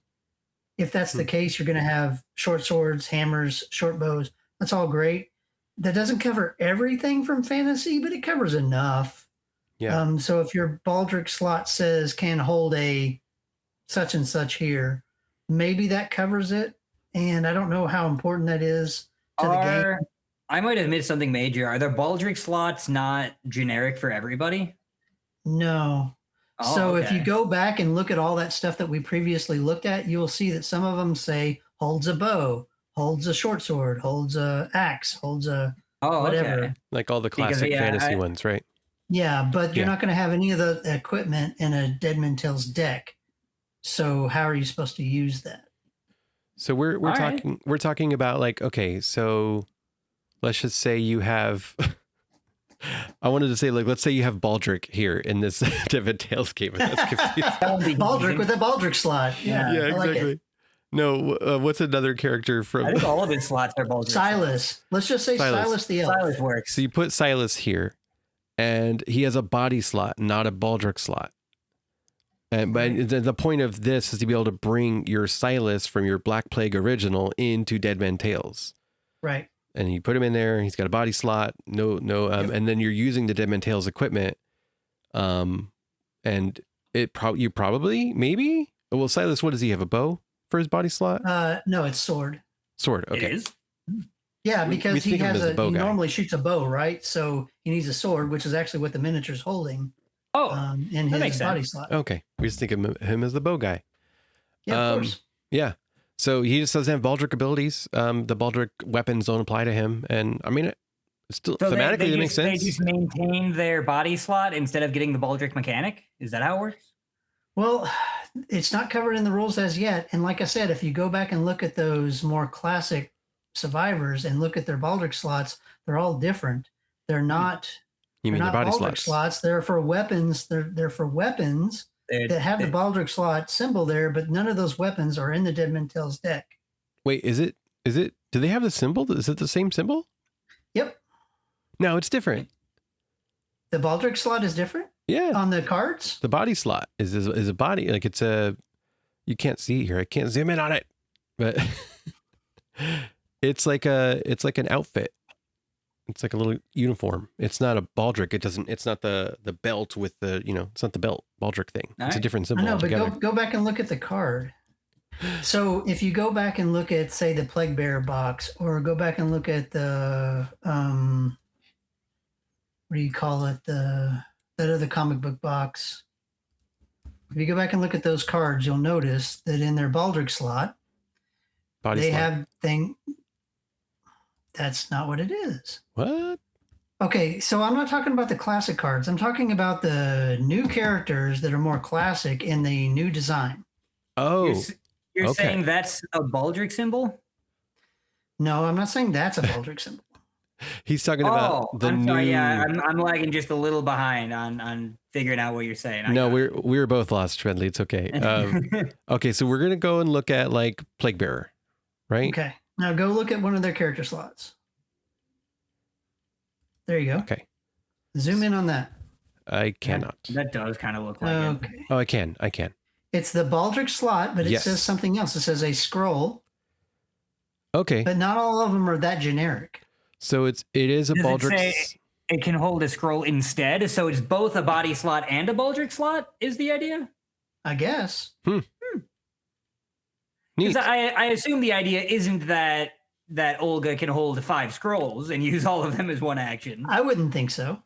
Wow. So Okay. I But think not all of them are probably- as generic as a scroll. And what defines a scroll? So Like is a it combat spell and an enchantment a scroll? does both. Tastes great. I think it's probably either or. Come on, James. Tastes great. Less filling. There you go. You Right. You tried to make that joke like our first episode, I think, or second episode or something. And I was like, oh, I didn't get to back him up on that. So I always wanted to make it up to you. Oh, sorry. I'm sorry, Ryan. I All failed. right. Well, what are you gonna do if you don't have enough card sleeves but don't want extra dashboards? Well, it's a good thing that they finally listened to all my whining, my requests, and they finally came out with this a la carte spawn card art sleeve. So 70 more art sleeves for your spawn cards, your old spawn cards, or whatever you want to put in there for $6 each. So, yeah, we counted them up. You counted them up earlier, right, James? How many spawn cards are there of all the fantasy zombicides up until this Oh, point? you're putting me on the spot. Hang on. I really like the precedent this sets, just that we can continue the fantasy line. Yeah. And they're kind of not locked into these really early decisions while still making everything forwards compatible. Maybe less so Yes. backwards compatible is kind of harder. Yes. Well, I But- mean, it's backward and forward compatible. I'm Right gonna buy now, a- everything is both backwards and forwards. It might be a little hard to use some of the pirates with, Baldric and rope skills in the older ones, but it is at least forwards compatible. I am just lobbying for this so we get this kind of sleeve thing in Invader or in the next sci-fi one. That's what I'm that going they're for. definitely gonna do. Yes. Okay, so Ryan, I understand where you're coming from, so I'm going to be gentle. Okay. I understand that you're not going to need 83 of these just for your reference cards. Okay, we're going to take those out. There's 83 reference cards. Okay. That's a lot of reference cards. And you're probably going to need to read both sides of those reference cards, so you're not going to want to have them sleeved. That's way more They're reference not gonna be cards than I mixed in thought. anything. Yeah, there's 83 reference cards, right? So there's 378 spawn cards, 171 abomination cards, 131 necromancer cards for 580 US mini cards that have been produced, as far as I know, that have zombies on them. Do you need 580? No, because think about it. In the old days, you had 6 necromancer cards. Now you need 1. You had Mhm. 4 abomination cards. Now you need 1. So you don't need all 580 of those. But if you just want to go whole hog and, wrap up all 580 of your cards, there you go. Yeah. And that actually kind of segues into. Just real quick, we do also have the art sleeves bundle. Yeah. It's the same thing for the non-spawn decks. Okay, do right. you want to know how many you need to know on that? It's Yes. 400. It's 400 equipment cards. How many packs of this is that? Well, unfortunately, it's broken up between blue, red, and yeah. So there's so 15. 80. So 5 80 for divided into equipment. 400. Yeah, that's 5. Yeah. Yeah, 80 standard equipment, 15 epic equipment, 15 necromancer, and 25 abomination. There are no sleeves for starting equipment, or I guess you could put Oh, interesting. vault Um, into epic. Was it epic in White Death, or is this the first time they're calling it epic equipment? Because it was Vault in Black Plague Green Horde. It was. And I think it was Vault in White Death. Yeah. All right. Was it? So I don't remember White Death as much. So hang on, Ryan. Let me bring up a point why you need to sleeve your starting weapons. Oh, Because in Black Plague, it is an official rule that you mix starting weapons back into the discard deck of the equipment pile. say it again. Oh yeah, that was before they were graybacks. And say it again. Was it Black Plague? In Black Plague, you have to mix in your discarded starting weapons into the discard equipment deck. That's right. So there you go. You have to have those two. Ugh. Maybe I'll house rule that out. Okay. However, the equipment card number does shrink a little bit, maybe, because you are counting the Eternal Empire, like their version of the equipment cards, which have different backs.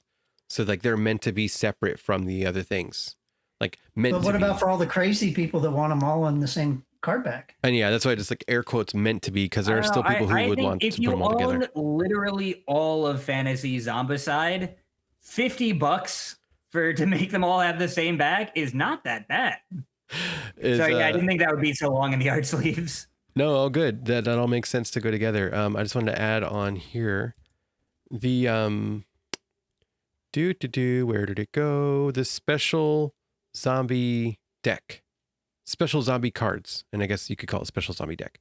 So right off the bat, they kicked off their first update, I think, after they said we're funded, after 32 minutes, was the set of cards that includes the following special zombie cards. So for people new to this, especially coming from like the older games, like if you wanted to use spectral walkers or deadeye walkers or rats, you'd have to shuffle all 6 or 12 or whatever number it was of each of those cards, and your deck would go huge. Boop, boop, boop, boop, boop, boop. You know, the more variety you wanted, the crazy huge your deck would get, and like the crazy out of whack balance your game could get.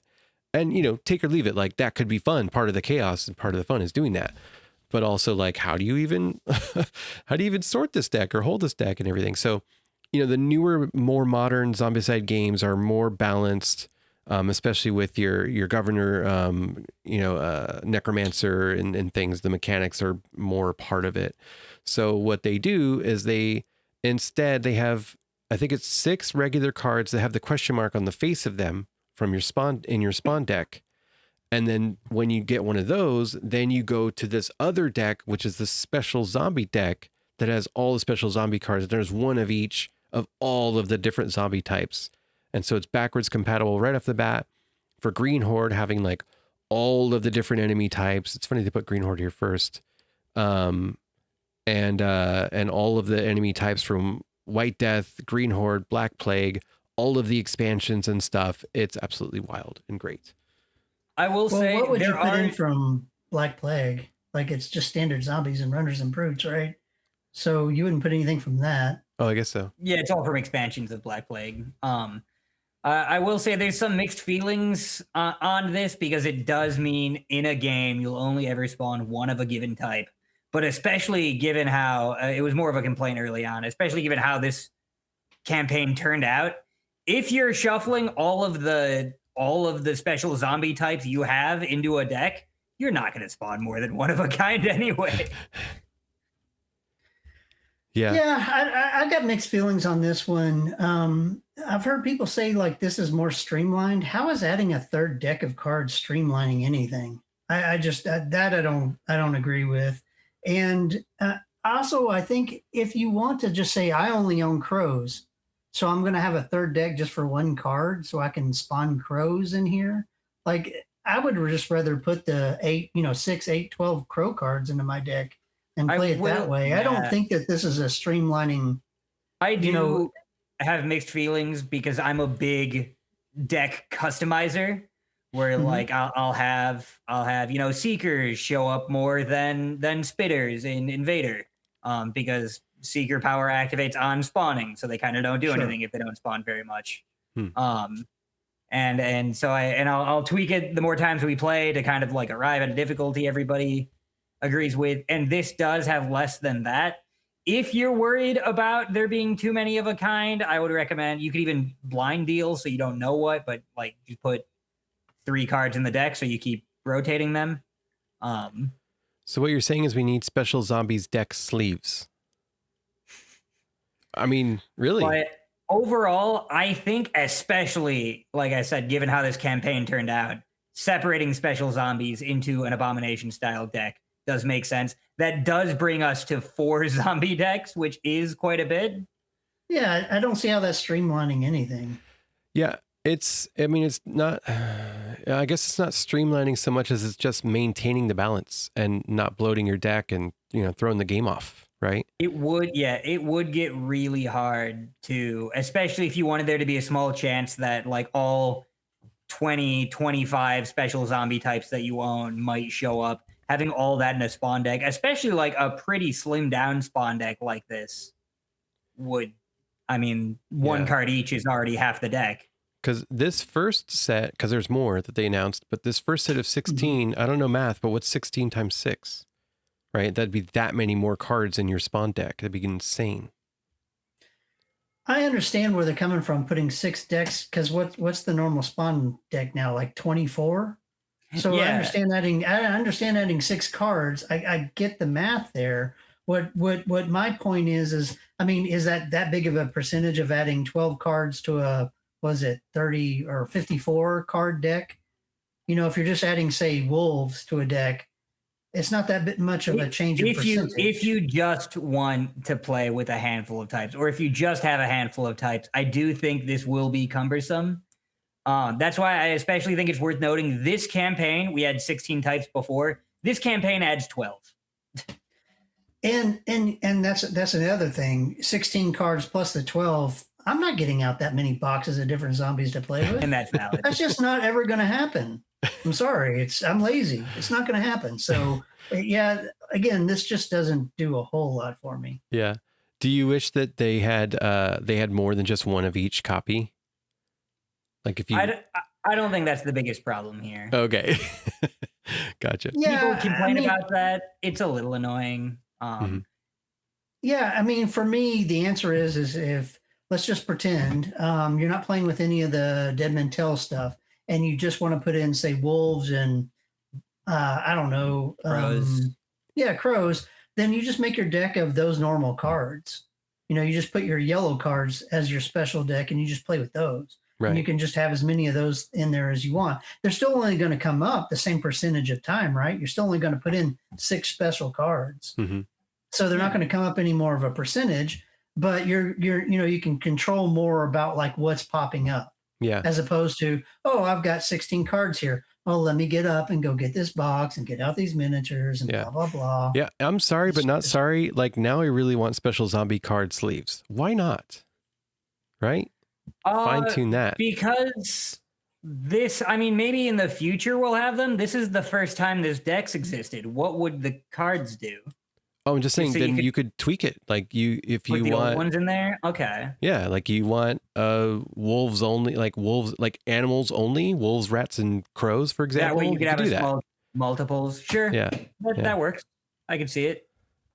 Or you want Deadeye Walkers to come up a bunch of times more often than the others, or whatever, you can do that. All right. I think that's, oh, sorry. Did you have more? Yeah. They added seven more special zombie cards, and later update. So you got your extra zombies, your walker plus daily walker, runner plus daily runner, brute plus daily brute, double spawn, and extra zombies. So people who love double spawn, not me. But it's only going to come up once, though. Yeah, that's true. It's the multiple times that is the problem. I feel right. like it'd be kind of disappointing to draw special zombies and you get double spawn. Because it's like, I don't know, the excitement of the extra deck, you like pull an abomination card and there's like a second where you're like, like a big guy's about to show up. I wonder which one it is. And it's kind of the same way with these because it's just some wacky, unique thing that you weren't expecting to happen. And then it's just like, there's more walkers. Yeah. Now, I forget, even as we're looking at this, what's the daily reference to? What is that? Walker plus daily from walker. White Death. From White Death. White Death had those? From White Death. Man, I don't remember White Death campaign at all. That's how you're spawning those, is from the White Death walkers. They're called dailies in White Death? We haven't done that podcast yet. Oh yeah, so that's right. Yeah. You don't have it memorized, but that's what they are. Oh, okay. Yeah, Cool. like I said, that was a response to like we were talking about before. People have been yearning for official spawn mechanics for the daily zombies. Yep, and there you go. That's how they did it. Okay, so we're talking about like the campaign daily zombies with their extra crazy rules. Yep. Oh, interesting. Okay. Yeah, Well, that's in like here I said, now. they gave us suggested house rules. I'm pretty sure they were meant entirely for homebrew. And then people are like, there's no rules for these. So Yeah. they're like, well, now they got rules. Right. Now they got rules and we're still complaining. Yeah. Real quick, fantasy compatibility pack. Is anybody here crazy enough to be like, I need to get a second set of these for the potential I might play this with 7 to 12 players once in life? Hey, just a heads up, Ryan, if you want to refresh the page and check the total, we have just unlocked Land Sharky. Oh my God. Yay! The update's not even out yet. I just noticed. Where's our horn thing? Oh wait, mine's a little slow. Oh, Might be behind. Is my counter different? Yeah. Did someone just retract $10? no. Who just retracted $10? Somebody did. Yeah. Mine's now down too. Never mind. Somebody buy some did dice. Dang it, James. We were talking about all kinds of stuff here. Yeah. We can move on. Yeah, Yeah. anything else there? Okay, we also have extra tiles. I think James said you had some thoughts on this. This is another one I don't have. You gonna try to sell me on it? Extra time. Yes. Okay. So I have never once bought the extra tile packs in the campaign. I bought them afterwards for various reasons.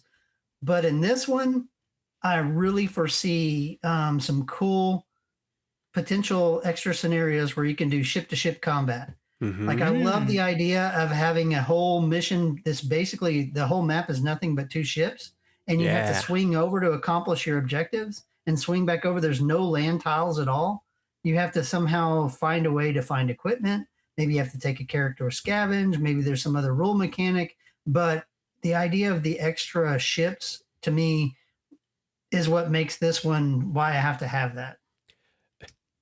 Same here. That's always the argument is for potential custom missions because they'll never ask you for more tiles than you have in the books. But Correct. I think you might have a point on this one. Yeah.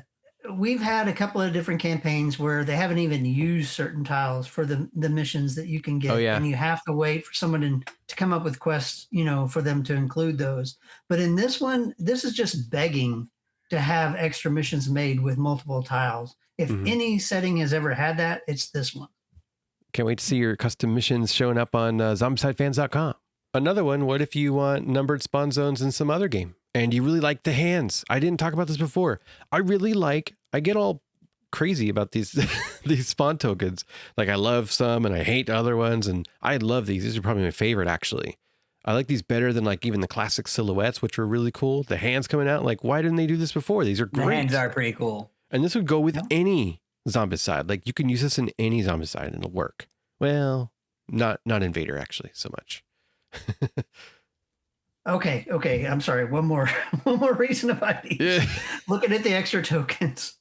Okay, let's say you have a local watering hole that you just really love, and you want to shout out to them by designing your own tavern token. Then you could design your own tavern token, print it out, and stick it to the other side of one of these tokens. So it could be also part of your own custom mission of, I like to drink at this place. And so there you go. You got your own logoed tavern. Oh, there you go. Yeah, like Scotty's Irish pub. No, wait, that doesn't make sense. Yeah, exactly. Yeah. Or TGI Fridays, if that's what what you like. I know, Applebee's, the McDonald's. Yeah, and one of them. whatever you like. No paid advertisement here. That's so funny. Yeah. Not sponsored. Okay. All right. Yeah. Extra tiles. So I think that's all the add-ons we've been over now. Extra players pack. Oh, extra players pack. You're right. Look at those swords. Look at them. That's pretty. This is a pretty standard, but yeah, the swords are very cool. Ah. And yeah, James's favorite, mine too, of getting Color. unique new colors. Yep. Are you adding this, James, so you can get your colors? Oh yeah. So funny. And then also, has this always been there? The little pointer thingy is like a gold color on the danger bar? I wouldn't say that. I wouldn't put too much stock into this. This is still, a production image. Who knows what it's actually going to look like? Might still just That's be black. true. Yeah, but I mean, since we're zoomed in, like I do appreciate the dashboard design and how it's like textured and stuff. Yeah, It's really cool. it looks very cool. It's like a stony thing. Yeah. I'm surprised they didn't go for more of a wood grain texture. Me too. Yeah. But this looks pretty cool, and I do love the Pirates. swords. I don't really have much else to say about it, though. Yep. Nothing else to say about that. Did we cover all of the add-ons that are not in a Zombicide pledge? Yes. I think now. I did jump the gun a little there before, but... Yeah, we got them all. Yep, we did. We can move on. All right. So you guys want to talk logistics? Couple logistics. Again, just PSAs. There is a thing called a pledge manager, and Gamefound sort of already has the pledge manager baked in. But the pledge manager is going to go on. So people that are new to this, you can always like manage your pledge up to, but once the campaign ends, then you're stuck with what you have. You can always message them and try to get like cancellations and refunds and stuff. And it's really complicated how all that works. I'm not going to go through all of it, but you can find it on the page, like way down towards the bottom. Like there's a different day thresholds. Like if it's 7 days or 8 days after, whatever, we refund you this percentage back. So that becomes less and less as the campaign goes. It's standard practice. Nobody likes it. Nobody wants to be like, oh, I only get such percentage back and even ship me anything yet. Well, you know, it's just how it works, unfortunately, in this industry nowadays. And then, but yeah, you do have a pledge manager. You can always add stuff after the pledge is closed, and they usually keep that open for a few months or whatever, just in campaigns in general. So that's something to look for. I did want to actually share this because I think a lot of people, there's so much on this page to be overwhelmed and wowed about. And people are like, well, what's shipping going to be? I don't want to be hit by surprise shipping costs. Well, they actually have this big giant chart of estimated shipping costs. Yes, it's estimated. And they do have it broken out by different pledge types. Now they're estimated. These things could change, you know, tariffs and all that. Everything's crazy in the world. But yeah, it should hopefully help people be informed on what their actual out the door costs might be, even though, again, estimated might change. Just a quick PSA. I don't work for these guys or anything. There is always a late pledge for these things. So if you missed it or you weren't sure, and then afterwards you're like, oh, but I want to get it, you know, for a limited time, there will be a late pledge. There'll be opportunity for you to pledge to get whatever you want out of this campaign later. But there's a limited time on that. And once that's closed, then you are toast. Then you have to go to eBay to try to get it or what have you. And yeah, I think that's kind of it for logistics, right. Kind of PSAs. Yep. I will say the update is now officially out that we've unlocked Land Sharky. So it's locked in this time. All right. Woo-hoo. And we are, we are at 2.2. Although the next guy that they just revealed, I won't spend too much time on this because obviously this will be out soon. Yeah. He's leader of the Shamrock Riders. It says Fortune Flows with Grom, and that's getting me thinking, do we see Grom on any of the models? There's got to be some somewhere. You think that it might be a thing they're like avoiding for, you know, family friendliness? Looks like he's got some on a little bit there. Yeah. Nobody's like chugging a mug while they shoot zombies. Right. Yeah. So Schmedley, I'm guessing this is your favorite crew. the Shamrocks. Yeah. I like this guy. Look at him. Alistair. Yeah, Very but cool. You know the whole thing that links them all together, right? What are they? Are they all redheads? They're all redheaded. I figured they were all Irish, but that's pretty cool. No, they're all gingers. Very cool. Yeah. I believe that does make them the best one. Yeah. So. There you go. All right. Cool. Yeah. Thank you for the update. I'm glad you saw that. Yeah. So we've got our Land Sharky locked in, and we've got a new what was he called? Shamrock Raider. But he's the new captain of the Shamrock Raiders. Right. And what are Shamrock Raiders? Well, was that rhetorical? Was I supposed to answer? Go ahead. You can answer. Oh, they're a crew. Your crew. There's crew. Yeah. So there are crews. And I don't know. I think someone should speak to this better than me because I still don't have my head totally around it for some reason. Okay. So basically the crew concept is you have a deck of cards that give survivors a special ability. So what has to happen is you have to have at least 3 survivors be, part of the same crew in the game. for you to take advantage of this. And what happens is whoever has the captain token can spend one action to pull a crew card, and whatever that ability is, that's what everybody through the rest of the turn gets. And then the next person to get the captain token can do that again and then pull another card, and then you get to choose to either have that new card or keep the same one. And obviously between the different crews, which there are currently nine different crews, those abilities will change. And there is a crew that has, there are a few crews that have 6 people, and there's one that has 7. But then unfortunately, the poor elves only have 3 in their crew. The goblins only have... wiped them out. Aw. And yeah, the dwarves only have 4 in their crew currently.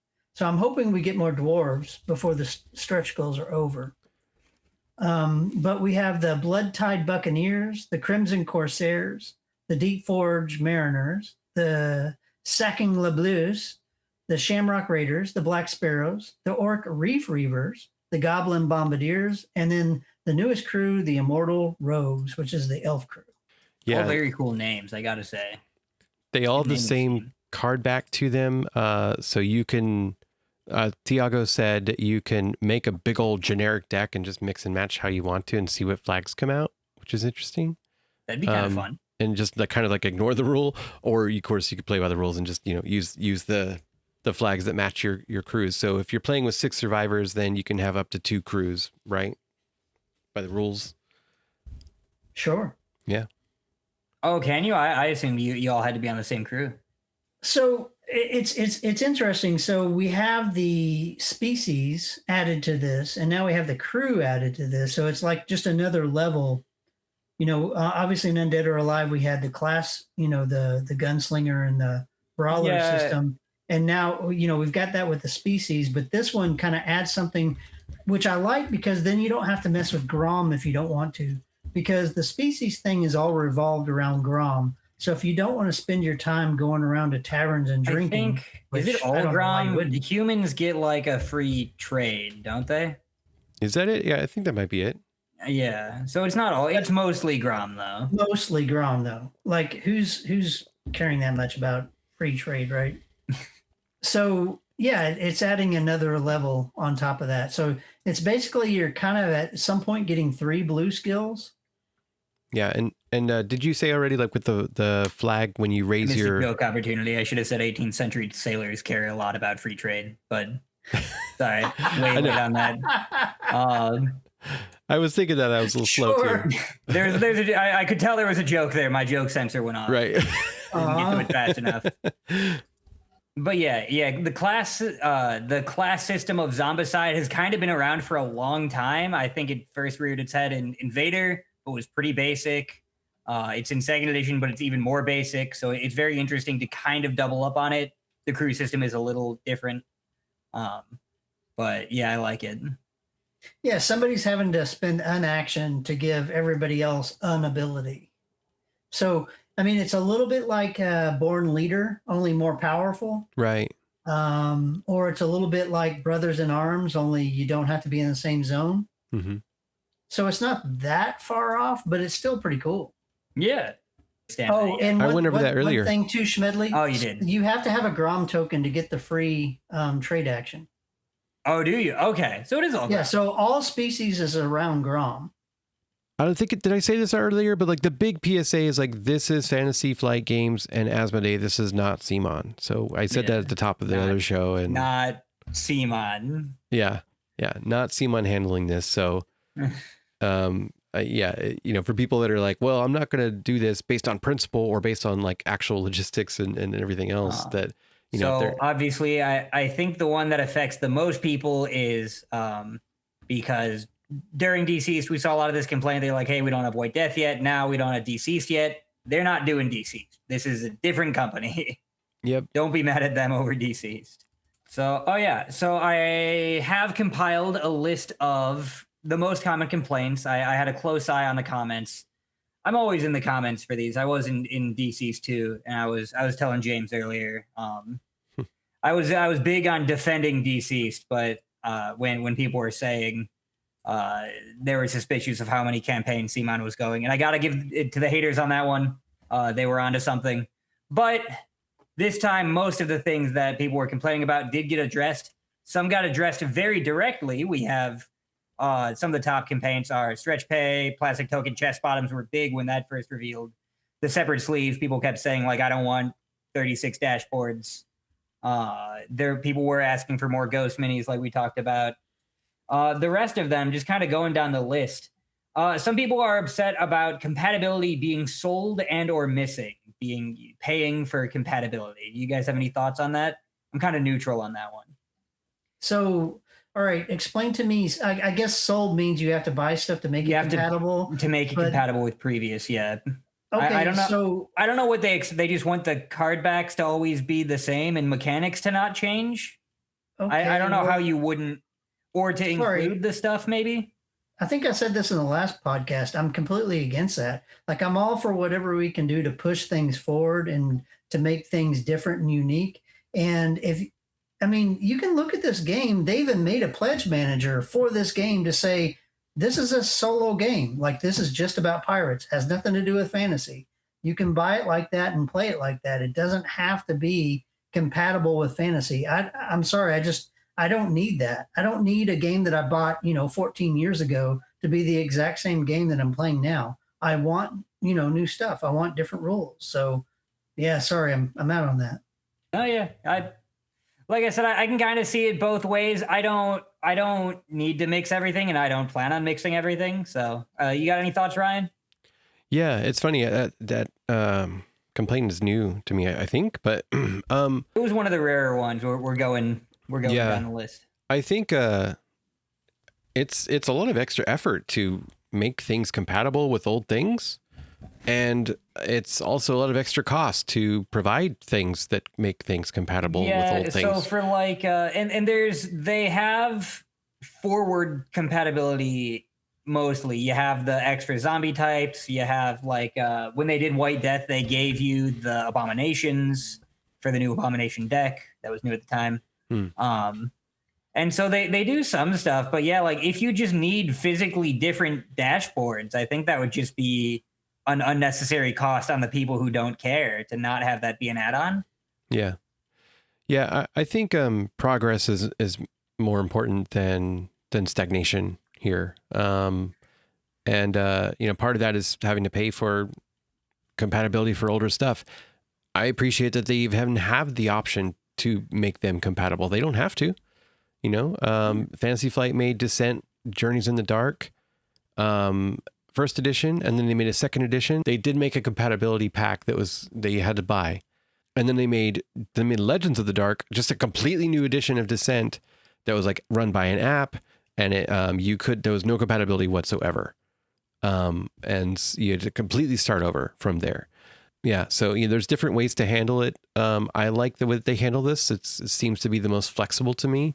And I think the cost to do it on that fantasy compatibility pack for $25 does seem a little bit high. I think that's fair. But, I appreciate that there's the option there. And again, progress over stagnation. Next is also one that I only saw a handful of times. It was around, though, and we even kind of touched on it earlier. Too many campaign exclusives and not enough retail boxes. We did get more after I saw the bulk of this complaint.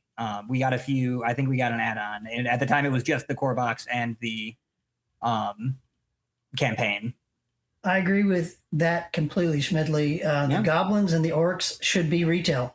I can see it for goblins and orcs, honestly. If you don't want to make all the traditional fantasy stuff Kickstarter to this because they don't think it's going to sell, because it's selling to a 10-year-old game, I get that. That's fine with me. But all the stuff with this, there should be more retail. This is your newest game.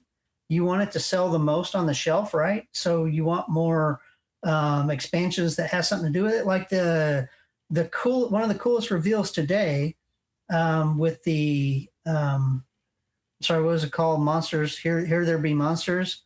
Like that should be a retail box. then it absolutely should be a retail box. Especially because, like, yeah, I think this setting is, especially like I said, it seems like core box stretch goals more for pirate fans, and then a bunch of the add-ons are very fantasy.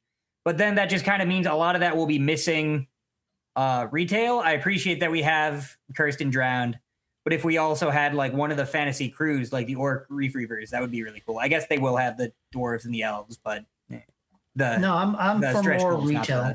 I'm 100% for more retail. I don't know what goes into the decision. I don't know if it's like predictions on what will sell, because I've mentioned this loads of times before. First edition had a bunch of packs that were just survivors, and I think in retrospect we can all see that those were gonna sit on shelves, and then they never did that again. So I don't know if they saw that like packs like this, because we have had packs like this in the past, especially like Abomination packs, and I didn't even realize it wasn't retail this time, because it was last time and the time before that, the main Abomination pack. This is really interesting, this whole like should be retail argument. I think this all the time, by the way, but I'm just going to play a devil's advocate and Sure. like challenge that, just to say like, what does it matter? What do you care? Like, you're here and you're getting your crowdfunding exclusive. Okay, I got an answer for that. I wasn't always here. I wasn't always in this position to be part of a Kickstarter. I come from Zombicide. I don't come from day one, Kickstarter for Zombicide. I've had to buy a big portion of my collection secondhand, and let me tell you, it ain't cheap. Same thing with Massive Darkness 1. I had to buy a lot of that. Like, you take like any of the enemy boxes from Massive Darkness 1 and look at what it was for Kickstarter, say $25 for a box. Good luck find it for under $50 on eBay. So all these packs that are $30, $35, expect to see them for $60 and $75 on eBay in 2 years. It will absolutely happen. There will be absolutely a lot of people complaining, oh, these scalpers, yada, yada, yada. Well, it's free trade. Everybody deserves to make whatever money they can. So if I were getting into this game 2 years from now, I would love to be able to buy these boxes in retail. And I get it. Your brick and mortars are not going to hold on to this. I get that. Your brick and mortars are like, we see a 50% reduction in, any expansion to any game. So why would they buy this? I get that. But there's got to be somewhere Asmodee can warehouse this stuff and sell it online. There's got to be. If I can chime in, prior to Invader, I have no campaign exclusive stuff. I've never seen it for a good price. I can't find. I mean, all that stuff's really old now. But even that, I had to get secondhand, the Invader stuff, because the first campaign I followed was second edition. And if I didn't like Invader so much, it was not cheap to get that extra stuff, like James said. But yeah, I don't have the Black Plague and the Green Horde campaign exclusives. I'm lucky to have a bunch of special zombie types and abominations, because those came out in things like Wolfsburg and Friends and Foes. But as far as stuff beyond that, yeah, I mean, not everybody has the disposable income, and I'm not here to play a harp for all those people. But at the same time, I mean, some of this stuff seems reasonable to be at retail. I mean, yeah, obviously, I'm sure this wasn't made just to screw people over. I'm sure there was a marketing decision here on like risk reward for retail stuff. And like we said, I mean, obviously these campaigns are selling because they're doing one every crowdfunding campaign. They're both called campaigns. It's a confusing sentence. Sure. Every time they do a campaign, so those work. And there's usually a retail expansion, but it would be cool if people could get the White Whale. Yeah. All right. Yeah, and even though I'm the one who's like challenged that, and I do think that a little bit. I do think the other thing, which is like what we're doing here, we care about this game, we care about the franchise, we care about them making more, and we care about other people enjoying this game too. You could also argue that like, well, what do we care that other people like this game or not? Like it's our game, we could play it, and if we don't, but like we're passionate about it, and we want other people to have as much fun as we're having, right? We want to spread that joy. And I think it's maybe for me too, a little bit of that same thing of like, oh man, like when I recommend this game to somebody and they get into it, that it's going to hurt for them to find out that like half of the stuff or a good amount of the stuff that they might really like is going to be like double the price in the secondary market. Okay.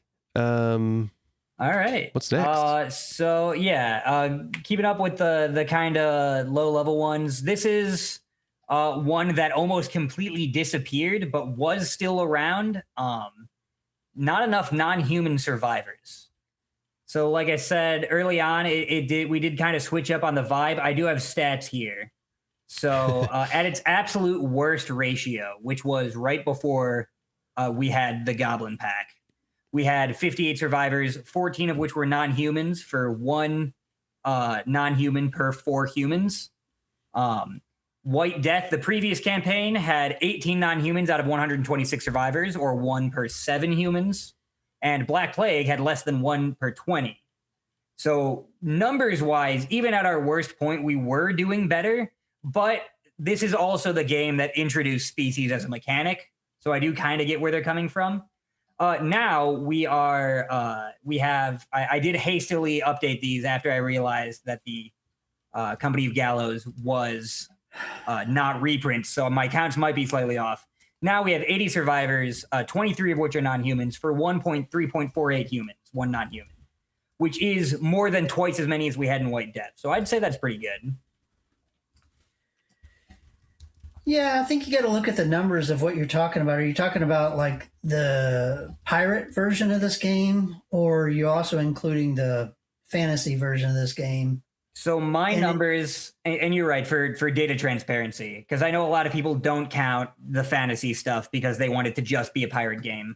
So I am including everything that's in the camp. I thought not Company Gallows, but it turns out the only thing I should leaving out for these numbers is the Volume 1 comic stuff. So if you just want it to be more pirate, less fantasy, then those numbers are different. Yeah, I mean, if you're just talking about pirates, what is it? 4 dwarves. I think it's 6 orcs, and one of those orcs is a cross between a goblin. I think it's 5 goblins. What is it? 3 elves, and then a lot of humans. I get where they're coming from.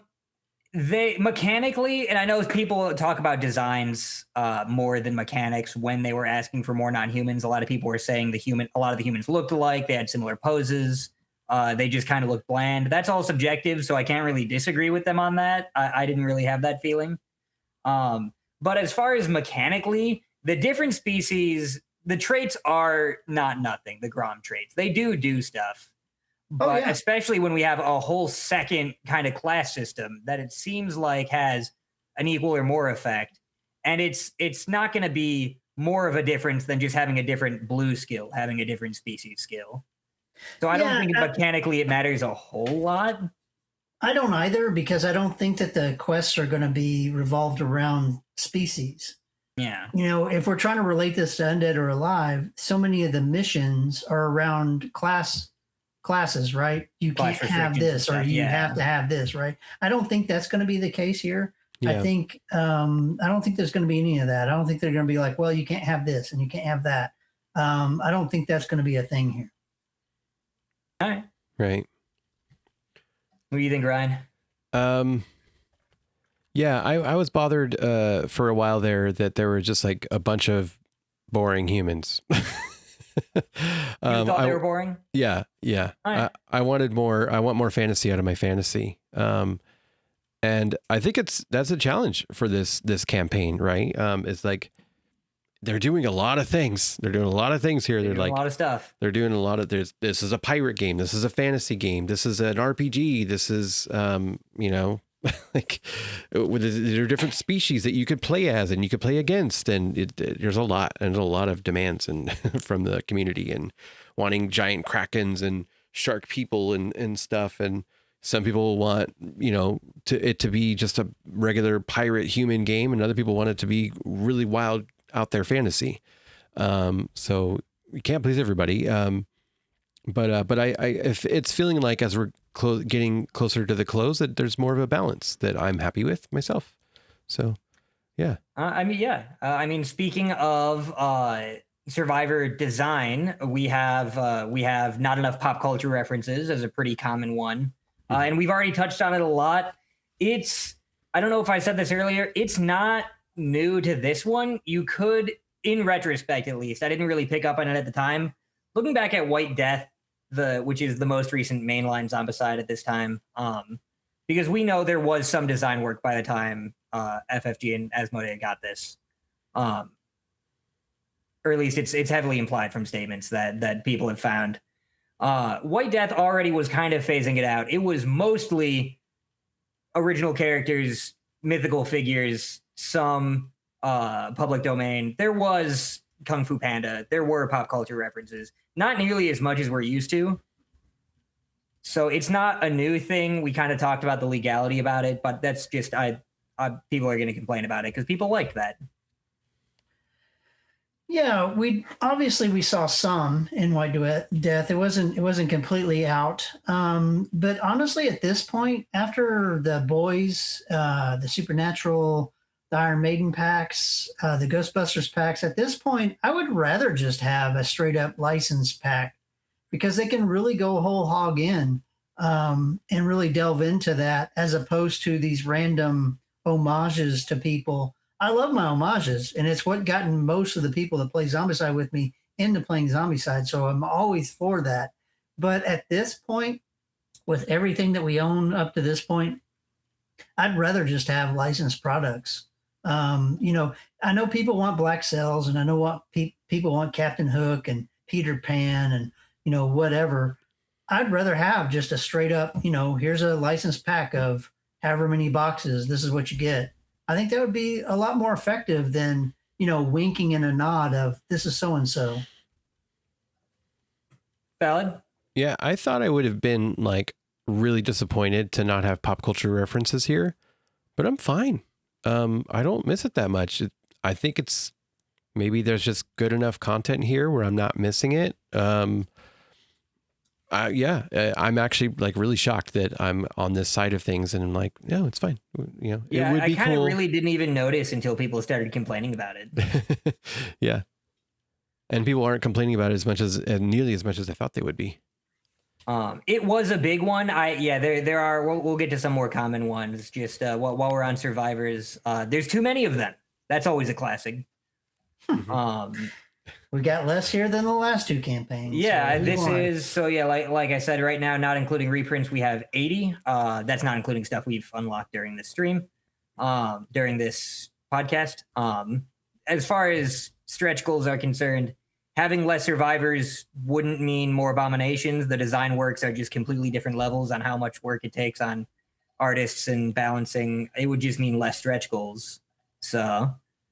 Yeah, exactly. What are we complaining about? Okay, if you want to complain about anything beyond the stretch goal, you don't have to buy it. They're all individually priced. So your only valid complaint to me is to complain about stretch goals. And people wanted more zombie types and less survivors, and that's what they got with this one. There's less survivors and there's more zombie types. So what are you complaining about? All right. You got any thoughts on too many survivors, Ryan? No, I mean, I'm always saying I want more enemy variety. We've got it. And I don't have pirates in any other, I mostly don't have pirates in any other version of Zombicide. They show up here and there, even there's a guy, an invader, right? But anyway, this definitely scratches the itch when I, finally paint these, paint these, and have a friend come over, pick any pirate you want. They'd be like, oh, cool. And they're like, have a good time. I know you guys were saying as big painters, you don't mind less of everything. Yeah. Well, so if you're looking at the basic all-in pirate pledge, you're looking at 16 abominations. Let's look at those. That's not bad. That's not bad. You cooked up these nice graphics for us to look through. Are you looking at 16 abominations? My notes might be off. I have 16 total. 11, 12, 13, 14, 15, 16 of just the pirate ones. Oh, I apparently didn't count the non-pirate ones. Before I get to the next point. I don't know the numbers. No, there's even more non-pirate ones, but just the pirate ones are 16. Can you real quick? Do you sure, know? There's the standard one, right? Yeah. There's the No, Goreborn. as far as non-pirate ones for the if we Oh, the include fantasy non-pirate stuff. ones. Yeah, because in my counts, I'm noticing it's off. We can cut this back. 1, 2, 3, 4, 5, 6, 7, 7. 7 non-pirate ones. Who could not like the orc lobster? I'm just saying. I love the orc Orc lobster. lobster is awesome. I didn't orc notice this lobster. trend. People are also saying early on. I don't even have this down. I just saw it in Let's the go find out. Discord that a lot of the early abominations kind of looked samey. They were just kind of monstrous humans, which it's Sure. interesting that we've strayed so far from the original abominations that's a problem because that's what they all were. Right. Yeah, exactly. But I do like the orc lobster. Mhm. So that would be a Oh. nice transition because we do have some abomination related complaints, but I do have one more survivor one, Where is and it? that Okay. is that there's not enough women. What do you guys think of that? I don't have numbers on this one. I didn't go to it. I didn't tally them up. Okay, so my thoughts are, I think it's a little forced to make every single game and box set be exactly equal. They didn't do that with Black Plague, but pretty much every other game since they have. And I don't have a problem with that. My wife plays with me all the time. And my wife doesn't always choose women as her survivors. I'm not trying to put that as a blanket out there, to cover me from chauvinism, but were a lot of pirates women? I don't know. I don't know that much history of pirates. I don't. Yeah, think they I don't. were. I haven't recognized almost any of the historical pirates. They threw some female pirates in there that I'm sure did great. Well, I'm sure did pirate things. I mean, again, I'm not trying to put up a shield, but some of my favorite characters I love to play. I've told you on this podcast before. Amy's one of my favorite characters to play in Modern. Love Wanda. Like, there's a ton of female characters I like to play with. I just don't look at it that way. I don't look at I need to have an equal amount of women and men. That's just not the way I look at it. It's plastic miniatures. I'm playing a board game. What do you think, Ryan? Yeah, it feels like they've struck a reasonable balance between like the source material of pirate and male to female, and that's me as a male, so I could completely be wrong, and I apologize if I offend anybody with that, but I did, I don't know history. I'm terrible. So the last few days, I've actually been second screen watching YouTube videos on pirates, pirate history, famous pirates. And Anne Bonny is the only one that came up over many videos. It was all, the most famous pirates were men pirates. That doesn't mean only those pirates, but, Yeah. I think that it's going to be kind of more natural for people to be like, yeah, I think that there were, because of the age, unfortunately, and the times, that there were probably more prominent male pirates than female, and they're reflecting that here. Not to a fault, I don't think. I don't know. This is really hard for me to say without feeling so uncomfortable, but Yeah, and that's fine. We're three dudes. It's not exactly, we're not Right. exactly the target audience for this question. I Yeah. will say, I guess if you're a woman watching, let us know what you think about it. Yeah. There you go. I will say, I think it's interesting that everybody assumes that none of our goblins or orcs are women. Do they? Because they're not all of them have pronouns in their bios, and they're just kind of monsters. I did initially say we don't have any in the comments. We don't have any indication that they're mammals, so there's no reason to assume the same dimorphism. And somebody immediately came back to me with all the orcs that are showing nipples. So I don't know good job to that guy, or maybe I should be scared. But Oh my gosh. that is technically proof that they're mammals. So, Oh my gosh. So many and orc nipples. we do have the female half orc in the comic box. But Yeah. she's Yeah, the both a volume half two. orc. She's both a half orc and a green orc. So two indications that they might not have the same. So, and I'd really like it if they came out and they're like, yeah, orcs just kind of look the same. There's no reason for them to just look like purple human women. I kind of don't like when fantasy monsters do that. That's my piece. Same with goblins. But yeah, but before we get too uncomfortable here, I really just wanted to tell that anecdote about the nipples. That's great. That guy was on top of it. Yeah. It's great. Regarding other miniatures, we did also have not enough zombie miniatures. And we talked about how they're more focused on they are more focused on extra activations due to running out of models. But a lot of people were saying it just feels less like Zombicide when you don't have a big horde on the board. This one also did slowly disappear as the campaign went on. I saw a lot less, not enough zombie models. But what do you guys think? Yeah, I'm curious about this one. Obviously, the deck is shorter. The numbers are lower. But this does kind of bring in the $500 elephant into the room. What's the purpose of this? Is it to change the dynamic of the game, or is it for economics?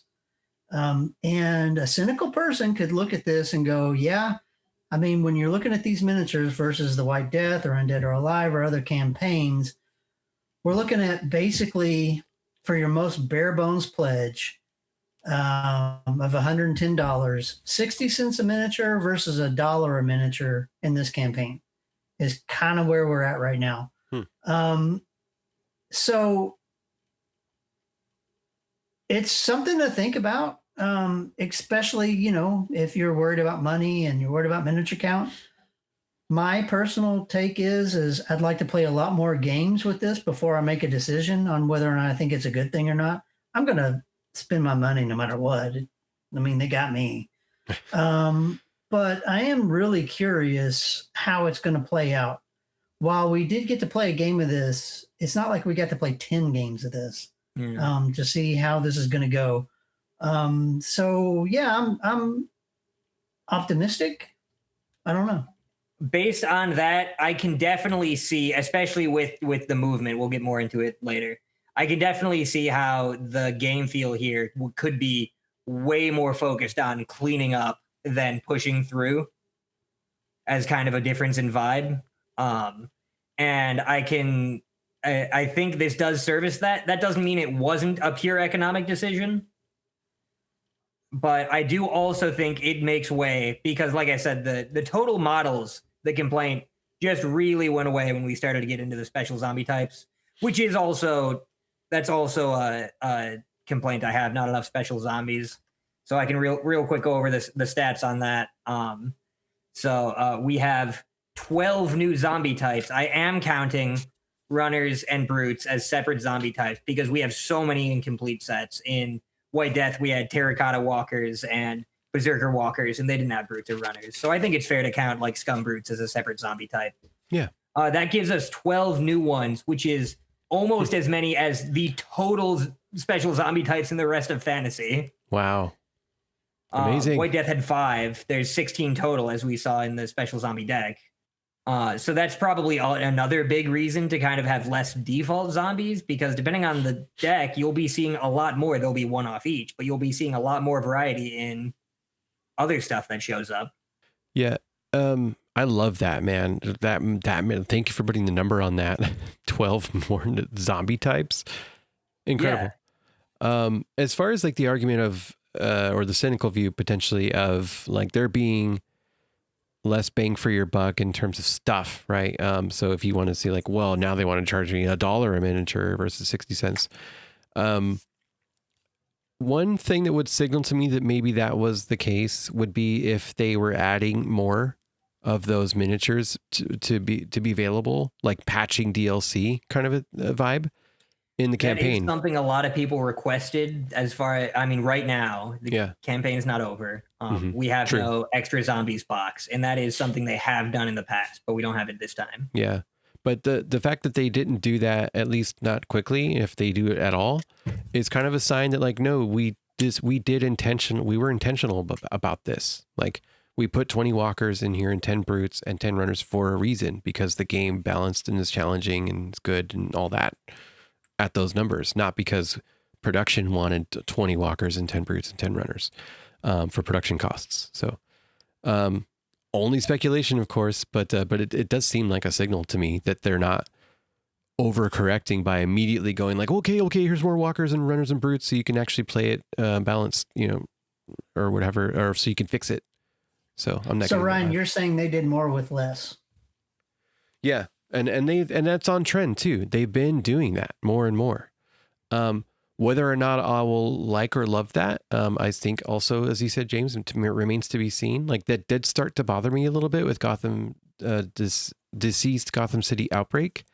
Again, just to repeat myself again, that like I was like, oh, there's too few numbers of zombies, and I'm kind of more worried about what's not on the board versus what is on the board in a way. But this could shake out totally. This could just play very differently, and maybe that won't be a case, or maybe I was getting into too in my head about it anyway. Yeah, I'm like I said, I just want to be clear. I'm not against it. I just don't know about it. Yep. The last one we have, also a classic, Not Enough Abominations and Necromancers. This one started both later on, like currently it's much more about necromancers. So I have the numbers here for that. Starting with abominations, we have 23 abominations with 80 survivors as of the beginning of this recording, which is one abomination for every 3.5 survivors, which is, I think, pretty good. Wow. 23 is also the exact same number that we had in White Death and total abomination wise. Like I said, it was much more about necromancers.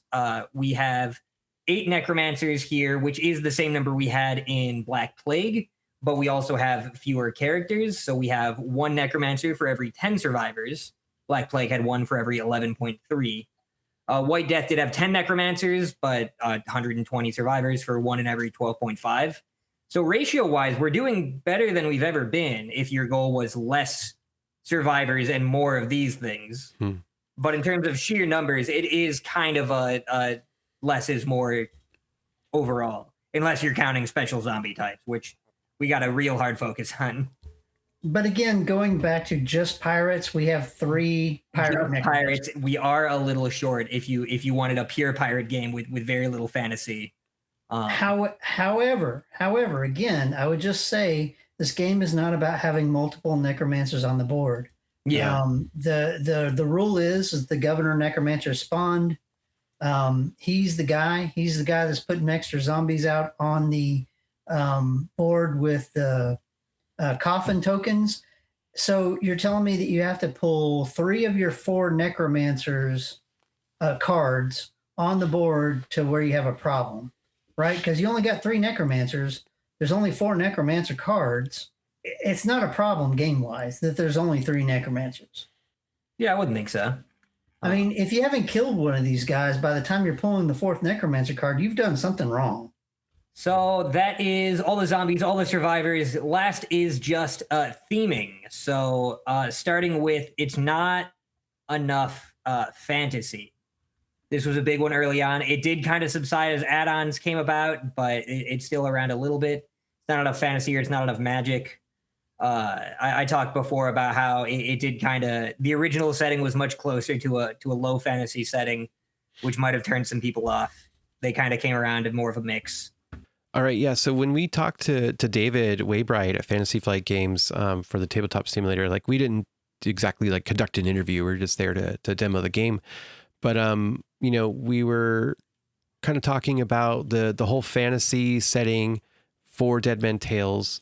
And there's nothing specifically to really address there, but we really kind of got the sense that the Z team or the Guillotine Games team had this fantasy attached to Dead Men Tales like a while ago. That was kind of the sense that we got. I know that was a variation of this. Less so now. Early on, a lot of people were saying it felt tacked on, or like this was definitely a last minute addition, and it doesn't seem like it. Yeah.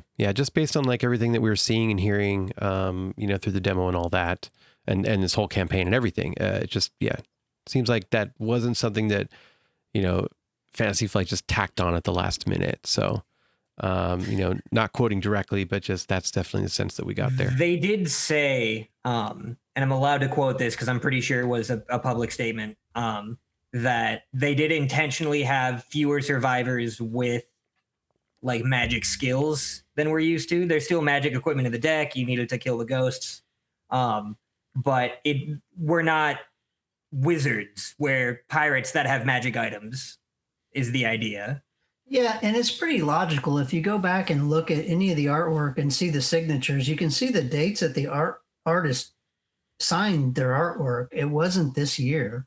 You Mhm. know, it's not like you can hire artists to sculpt and get, child creative games to, paint the miniatures and have all this photography done in a couple of months. I mean, this is years in planning. In our previous discussions with Phil, we kind of have a sense of how long a game like this takes. And obviously, we've had people, throw out the number of, 7 years in the making. Well, sure, it's 7 years in the making because 7 years ago, somebody thought to themselves, hey, zombies, pirates, that sounds like a good idea. But, over the course of 7 years, developments can change. Mhm. And so maybe this was sent in one direction, but it's gone in other directions. Sure. Like even now in this campaign, we're now seeing that we're getting extra stuff we didn't think we were going to get. So there is some reactive ability with this company, but at the same time, a lot of this stuff was planned a lot longer than I think people give credit for. Yeah, I do have one variation uh on the not enough pirates or not enough magic, too much pirates. In that there were people saying they wanted this to be Black Plague 2.0. I'm pretty sure they meant second edition, or they don't know that Green Horde exists. Um, because they want the fantasy line to be European medieval fantasy, the Tolkien stuff we talked about earlier. And I just want to bring that up because in one specific conversation, he was talking about pirates being anachronistic for like the Dark Ages for the Black Plague, and I pointed out that the type of ballista we have in Green Horde, being in the same age as that the counterweight trebuchet and plate armor, is more anachronistic in the other direction because that stuff fell out of use in like ancient Greece. And he got so mad, like it was a personal attack. I meant that as like a joke. I didn't want like if you. I'm sorry, friend. I didn't mean to hurt your feelings. But obviously, like if you think of fantasy and you think of Lord of the Rings, that's fine. That's not technically what the term means, though. You have any thoughts on that? Yeah, it's not, I mean, fantasy means anything that's fantastical, means anything that's not true. I mean, if you want to define yourself into one, narrow idea of what that is, cool. That's, go do that. That's not the way I think about it. Yeah, that makes sense. Fantasy's in the eye of the beholder, right? So, it could be a little bit different for everybody. Yes, you could pin it on historical things and make arguments there, but this is a completely fictional world that they've made, or worlds even, right? And that they keep mashing together or what have you, So in our last one, after Too Much Pirates, Not Enough Fantasy, just to prove that you can't please everybody, this has become more common. It is Too Much Magic, Not Enough Pirates. And that is one that I've seen pretty much just start in the late stages. All the rest of the ones kind of faded away. So we talked about before that it seems like these are the people that the castaways are geared towards, those early stretch goals were geared towards, the lower all-ins are geared towards. If you were really after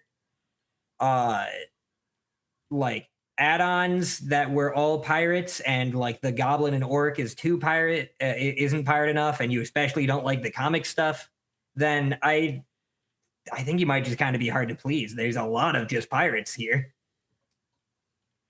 Yeah, I mean, just go through all the characters and list the number of blue skills that have anything to do with magic. There's very few. Yeah. So yeah. I do feel for them a little bit because, like I said, the initial vibe I got from when the page first went up made it feel like it was going to be much lower fantasy than it turned out. So you might have gotten your expectation up for more of a Pirates of the Caribbean type setting, but I'm pretty happy with what it turned out to be. Yeah. I mean, it is interesting because, like, I remember Game of Thrones. We all remember Game of Thrones, the show. Yeah. And I talked to at least one person, maybe it was only one person, who said, like, yeah, no, I was good until the whole dragon thing at the end. That was stupid. I'm out. Like, what? Like after everybody waited for them. Yeah, like I couldn't wait for that. But that just goes to show, like, that person wanted that gritty, realistic, brutal drama and action and everything out of that, and they didn't want any of the fantasy out of it. So, but this is like, well, this is the fantasy Zombicide. It's continuing all these other fantasy games that have these very fantastical things. So, yeah, I'm a little surprised someone could be disappointed, but still, I mean, there was someone who was like, I loved Game of Thrones until dragons showed up. So, everybody's, again, just eye of the beholder. Yeah. Everybody's idea of fantasy is different. And that's totally fine. Yeah, like James observed about the all-ins, I think they did a great job at appealing to both people who wanted to just be pirates and people who wanted to be more fantasy. In stages, even. You can have just the stuff that's both pirates and fantasy, or you can go even more fantasy. Right. Yeah. So, I mean, that's pretty much everything. Like I said, I think overall they did a pretty good job because with the exception of exactly one, pretty much all of that is happening notably less now that everything's on the table. All right. So we are so excited. We finally, for the first time in like a year and a half that we've been doing this podcast, got to play a game together. How about that? Yeah, that was awesome. Yeah. And it's thank you to David Waybright at Fantasy Flight Games, who got us together on Tabletop Simulator. It's an internal closed one. So, please don't ask us, don't ask him to give you a copy or give you access to Tabletop Simulator. Definitely don't ask us. Yeah. It's a closed session. You can ask him all you want, but don't ask us. Right. Yeah. Closed session, so get that out of the way.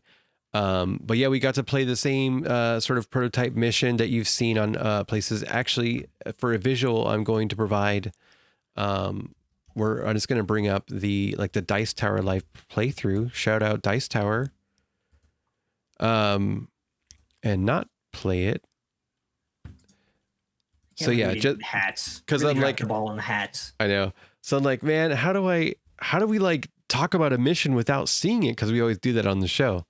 So yeah, so here it is, the same mission that's laid out. And we could talk about how we played this, we're just kind of doing a quick, I don't know, review. Like we usually do more robust review, after playing the game more and all that stuff. But I guess it's our review or preview, our first impressions of playing this one mission the one time. Yeah. I mean, do we want to go over what happened or just more kind of general thoughts? Go ahead, Schmedley. Tell me your general thoughts. So I will say, as we were told, we finished it very quickly, and we're some of the only ones that finished.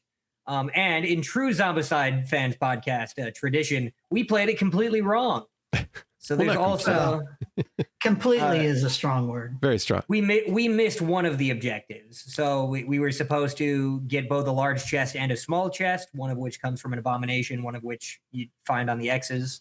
We never got the small chest. Everything else we did. There was one on the board. We just didn't collect it. Yeah. We were chatting after for a bit and and then I regrettably was like, wait a minute. Did we forget one of the objectives to get the small? And it was actually tucked over here on the building on the right, on the which far was lower easy right. to get because we had the cannon trained on it and was killing everything in the zone. Yeah. It would. Yeah. We were kind of out of time. Yeah. You can blame me if you want. But right. I'll blame David because he didn't tell us we didn't get it. But David, I love you. Thank you so much. General thoughts. A lot of the things I kind of expected to be smaller changed the vibe of the game a crazy amount. Like, I don't know if you really got the idea from just reading the rules or hearing about the rope. Look at how much rope is on this board. Yeah. That each of those is a space where one movement gives you like 3 unrestricted movements as long as you don't end in a building, except for unless you have a skill. I don't remember the survivor's name. Was it Captain Duke, Roberts? the Duke. Or? It was the Duke. Okay. You're right. The Duke with the Flying Dutchman. Yeah, and the move is Flying Dutchman. But like it was we were swinging around. The cannon was very cool. It is a little siege weapony from Green Horde, so there is a lot of incentive to just have somebody camped there. I know some people don't like that kind of mechanic. Yep. I thought it was pretty cool though. James kept one of his guys there trained at 1 because we kept having abominations and necromancers, and then more abominations spawn point Because 1. the best character in the game killed 2 abominations. Let's just say it. Dr. Gobdipus killed 2 abominations. The limited searching didn't seem really impede us as much as I thought it would. The fact that we can only search in these kind of rooms. It's also better marked than I thought it would with the rugs. I thought it'd be harder to tell where we could search. Mhm. Yeah. Well, you said limited search, but it's also unlimited, right? It is also unlimited. There's not once per turn, but the limited zones. Although I guess in this one, we never visited a building tile we couldn't search in. I don't think I ever went in either of those 2 atop. The only ones we went in were the 2 taverns. Well, yeah, because we were thirsty. So yeah, the mission was, just to give you an idea of what objectives might look like. Everybody had to get 1 Grom. We had to get 1 of each chest, and everybody had to be yellow. Yeah, so I thought it was really fun. From my personal standpoint, it did take me a little bit to realize that we had never played a game with each other, yet it was amazing how quickly and easily we all fell into just playing the game. Mhm. Obviously, we play a lot of Zombicide, but it was just kind of interesting that we were just like, oh, okay, I'm going to go do this. I'm going to do this. And no one was like, well, maybe you should do this. Maybe you should do that. I know. Nope, everyone knew what they were doing. Like everybody was like, okay, we're just going to go here. We're going to go here. We're going to accomplish this. And so, yeah, we basically accomplished the mission in like 5 turns. It was 4. I think it was 4, right? I think it was 4. We talked about it would probably be like 6 or 7. Yeah. If we got the small chest. But it was really funny. And then the second thing, like when I went over to Dr. Goptopus, turned the cannon, and David's like, well, wait a minute, you got to do that on your turn. I'm like, yeah, that's my turn when I do that. We're just and flying. I was like, what are you talking about? I'm like, well, one of the things is you've got to kill something with the cannon, right? So number 1, easy to do. So pro tip, if you ever have somebody that has to camp out on a cannon, get somebody with the scavenger skill. Because otherwise they're going to be sitting there wasting an action, right? So if you could be searching a street zone with the scavenger skill, then you could also be doing something else. Yeah. Also, the other thing that Schmedley and Ryan realized really quickly when they were playing with me was I was not joking about how bad I roll dice. So there was a scene where I had 5 dice plus 2 Grom dice. I gave him extra equipment just so he couldn't fail. And he managed 50% chance to kill 2 zombies on 5 dice, and I rolled 1 4 plus. That's right. Everybody at home, I am not lying when I say I'm bad at rolling dice. It was so great. There was so much writing on that move. Yeah. There's so much writing on that move. He geared you all up, and then and that cost us a turn. We could have won in 3 turns. Right. No, it cost us the 4th turn. Yeah. But no, it was a fun game. And like Schmedley said, the rope movement, you should not lay down on the rope movement. The rope movement adds an entire new tactical level to this game. Having to figure out your movements based on the rope movement is a whole new thing. Mm-hmm. It's really cool. And while we didn't let the game play into this, I can also see how zombies getting in water could cause a problem. We didn't play long enough into the game to realize, great numbers of zombies and them getting in the water, but I could see that happening. So don't lay down on that either. And I will say one of the things was, it'll be more noticeable later on. One of the things was to get to yellow. So we did get to see the new AP system a little, because yellow's also a little earlier, right? No, it's 7. It's 7. Still, is that what it was before? I don't remember. Yep. Never mind that on 7. that point. Yep. But it was very cool, like large chests we got to see from the decks.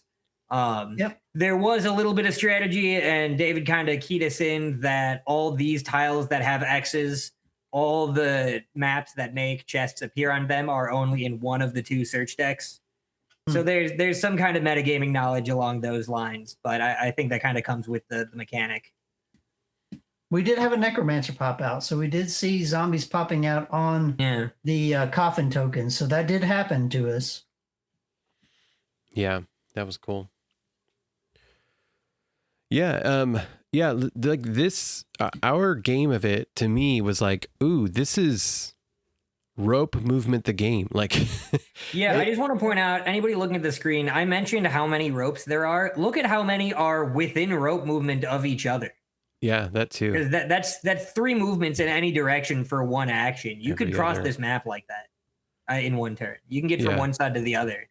And that's kind of what I said earlier, where I can see it being a lot less about figuring out how to push through a horde and a lot more about like going to a corner where zombies are piled up, dealing with them, and then leaving before you run out of miniatures.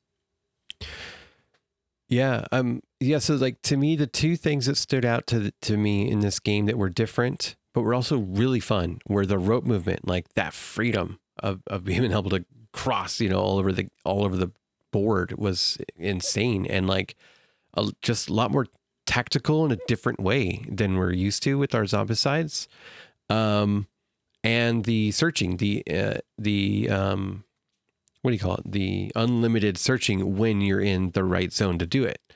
That's fun too, just sitting there. So like, I feel like there's a lot more having your cake and eating it too. Just a lot more getting straight to the fun, of doing those 2 things, of getting where you need to be, getting all the stuff you need to get.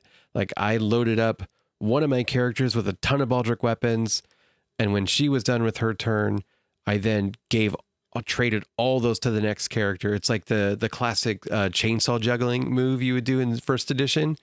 But I did it with like 5 Baldric. Actually, I was like 3 Baldric weapons. And that was fun. And so, the Baldric thing was neat. But yeah, it was a really, really cool, fun game, and it was interesting, and it was quick. It was too quick. I wanted to play it more and more and more. We just haven't scheduled the time to do it yet, but I'm really looking forward to playing more of this. Yeah, I felt like it was really fast paced. There was nothing that I didn't like about it. There was nothing that I just immediately saw problems with. Like, I'm not going to like this. Normally I play with 3 people, so this was a perfect number for us to play this game for me to judge like how I'm going to like a game. Because I don't mind having one character sit there, and if that's what he's got to do with the cannon, that's what he's got to do, while my other character goes do something else. Now, if I had to have 2 characters just doing that, well, that wouldn't be a lot of fun, right? Or if I was playing with 5 other people, I don't know that that's what I would want to do, is just sit there, and play the cannon. But that's also just this scenario. We don't know what, other scenarios are gonna be like with the cannon. And I was trying to think if there's anything I outright dislike, like you said. The moving of the first player token, where like sometimes it didn't even get around to the point where it would have happened with me, because we did it so fast. But where sometimes you would be both the first and last player to go, I can see that getting kind of fiddly because it's based on character order and not player order now. Probably not too much though, after you get used to it. I like that. I'm glad you brought that up, Schmedley. Actually, I like that a lot. Normally, if I'm playing 2 characters, I'm thinking that's how I'm going to work them. But now realizing that I can play one character and other people can do something else, and now I can think about what I'm going to do with the other character. I think that's a really good thing. I'm really looking forward to trying out this method more. I've been doing it all along. Yeah, I'm not sure. I do think. What do you guys think of the species abilities that we saw? Because I definitely got use out of the Elven one for the Duke, the ability to just choose not to use Grom, just kind of turning it back into all out. That was pretty cool. Yeah, I mean, yes, my orc went and drank Grom, but did his Grom tokens help him out with damage? No. Did it lay him on his ass? Yes. The Goblin never got to go drink, so I don't know. I have to play more games on that. All right. Yeah. Grom didn't come into play for me a whole lot. I think one character had some Grom. I guess I was the only one that used my and I never ability, yeah. I was never grounded from it. Only James. Yep, only James. Rolling ones. Yeah, overall, I mean, it was a pretty brief demo, and it's not like it was a vibe check. It wasn't the deep ins and outs of the game. Yeah, it definitely would have gotten great. Yeah, the vibe was great. It would have gotten That a was lot more great. interesting in the last 2 rounds that we didn't get to play, because the small treasure token showed up down here, and we With could, the first spawn token. So we Yeah. would have to like lay a siege over Yeah, like, there. it's the one area that we couldn't just like rope right in and out of. So that's cool, right? Like that would have Maybe been. you couldn't rope right in and out of it. Yeah. The Duke can do anything. Yeah. But I think with our combined powers and whatnot, we would have handled it. It We just had would have some been- pretty good gear at the end too. We were kind of geared out. We did. Yeah. We did. Oh yeah, I wanted to say too, like, and we didn't play the whole game, right? There was no flag ability. There was no like scallywag versus what's it called? Do-gooder? Heart wagger. No, I don't know. I like Heartwagger. Heartwagger, scallywagger. I haven't heard that one. So true heart, noble heart or scallywag thing. There was no like special trigger based off of which watering hole we went to. What are they called? Oh, the taverns. Tavern. There was no trigger based off of like which coffin they were underneath. So, Right. you know, it's like, I was excited thinking about like, ooh, what are the other things that could show up in other missions later? That could trigger off of these things. And then did the cannons on the bottom sides of them have different symbols or colors too? Or is it The cannon is fired or not fired. Yeah, it's just exhausted. It's Okay. tapped. Gotcha. Yeah, I wasn't sure if like the barrel had like different symbols on them, so there could potentially be different cannons on the underside. No, it's just red or green, right? So it's red X for fired or green X ready to fire. So it's just stop go. Got it. But Cool. the facing matters though too. Remember that the facing matters. It takes Yes. 2 actions to turn it 90 degrees. Yeah. And that was a good puzzle because you were stuck there with like not getting into yellow for a bit. Yeah. Until 2 abominations showed up. Yeah, and then not it was until the easy. second abomination. It And- was easy. And before that, I was kicking myself like, damn, I knew we should have hang on to those treasure maps because, you know, when you use them, you get 5 XP. It's like we could have given that to Goptopus, right? Is it XP in this? I can never keep track of XP and AP. Yeah, it's XP in this one. It's XP. Okay. Yeah. Goptopus was fine. Nobody ever needs Yeah. to worry about Goptopus. Nobody He was worried about fine. Goptopus. He was Yeah. fine. Yeah. Yeah, it was good. And we didn't even play with all the survivors, of course. There were still another 4 left to Yeah, play we with. got to pick the 6 we wanted to play. Mm-hmm. And in this one, the first player is denoted by the starting equipment deck, Yep. Whoever gets the magic item goes first. right?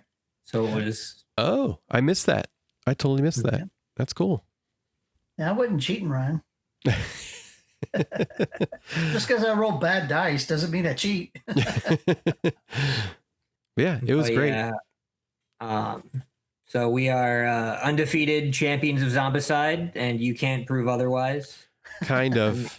Since Only- nobody has ever witnessed us play a With game it, that we exactly. played correctly. Yeah. with an asterisk even for ourselves. We didn't have to disclose that we forgot an objective, but I think it's very on brand. I think to be real. I know that's my fault. That must be my fault somehow. No. If it was you making the decision, we would have had to get in 3 small objectives. Yeah. And we only needed to get 1. Right? Yeah. Because you like to make games What was harder. it? It was That's like right. in Invader, you like thought the spawn point there was active, like they could just spawn and immediately eat the people in that one mission we did. You remember that? That was forever ago. Wait, sorry, say it again. In Invader, there was an inactive mold, but you set it up as an active mold. There were Right. noise right, tokens right. right on top of it that represented Oh survivors. yeah, that's right. Yeah. But so you were playing it like as soon as a mold spawn happens, you just lose. It's like how are you supposed to win this thing? That's so funny. All right, cool. Any other thoughts on this mission we played, or the campaign, or anything else? I'm interested to see if this is going to be a mission in the final game, just because it felt like a demo mission. It like, I don't know, maybe Yeah. we just maybe we rolled really good and got really good equipment. I think we might have, especially since apparently other people failed the mission. Yeah, I think David said it was not. It was just a demo mission. Okay. Pretty sure he said, but you never know. That could change. Yeah, because it felt on the easier side, and there's always missions on the easier side. Honestly, I felt like this quest was about trying to show the different mechanics, because that's why I gave you so many objectives. I can't imagine there's going to be a lot of quests that are going to have 5 different objectives. You know, that's not usually how it works. Usually it's like, 3, maybe 2. Oh, right? We had to find both taverns too. Yeah, there was 5. Right. So I think this is just trying to get you to get to the gameplay so you can see how different things interact. And I don't think this is. I can see it as an M1. I mean, Prison Outbreak M1. Woo. Spoiler. We'll get to that. Tease. I mean, yeah. Speaking of that, unless you guys have anything else to say, general thoughts about my general thoughts are, I loved playing the game with you guys. I love this campaign. I think it's absolutely worth the money. If you're into pirates and you're into Zombicide, you should absolutely do this. I got nothing bad to say. I mean, like I said, as God's strongest pirate hater, I really came around on this. I mean, as soon as it was officially announced as a thing that was happening, I had full faith in doing it because they already impressed me with Undead or Alive, that I felt similarly about prior to seeing it. But I mean, they got me to do the non-gameplay all in. I'm all in. So.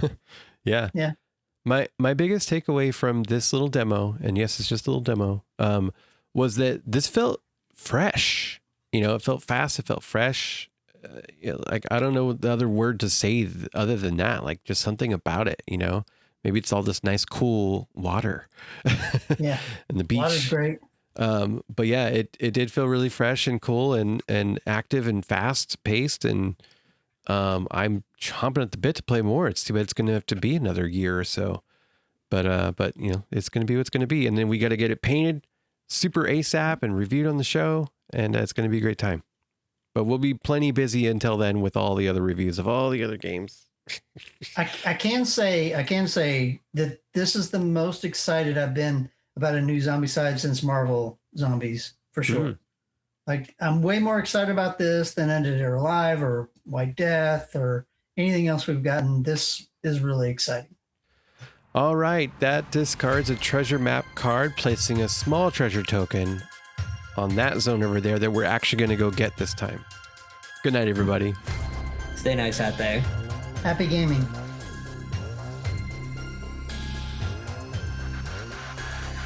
I'm a little late on that. All right. I switched to water halfway through. I don't think they noticed. Thanks again for listening to the Zombicide Fans podcast. Zombicide Fans is an unofficial podcast and is not affiliated with or endorsed by Asmodee, Fantasy Flight Games, CMON, or Guillotine Games. Thank you from your hosts, Ryan Messick, Schmedley Mayers, and James Fisher, and thanks to our sponsor, BoardGameGoodies.shop, where listeners can save 10% with coupon code PODCAST. You can check out the show on all major podcast listening platforms and on YouTube.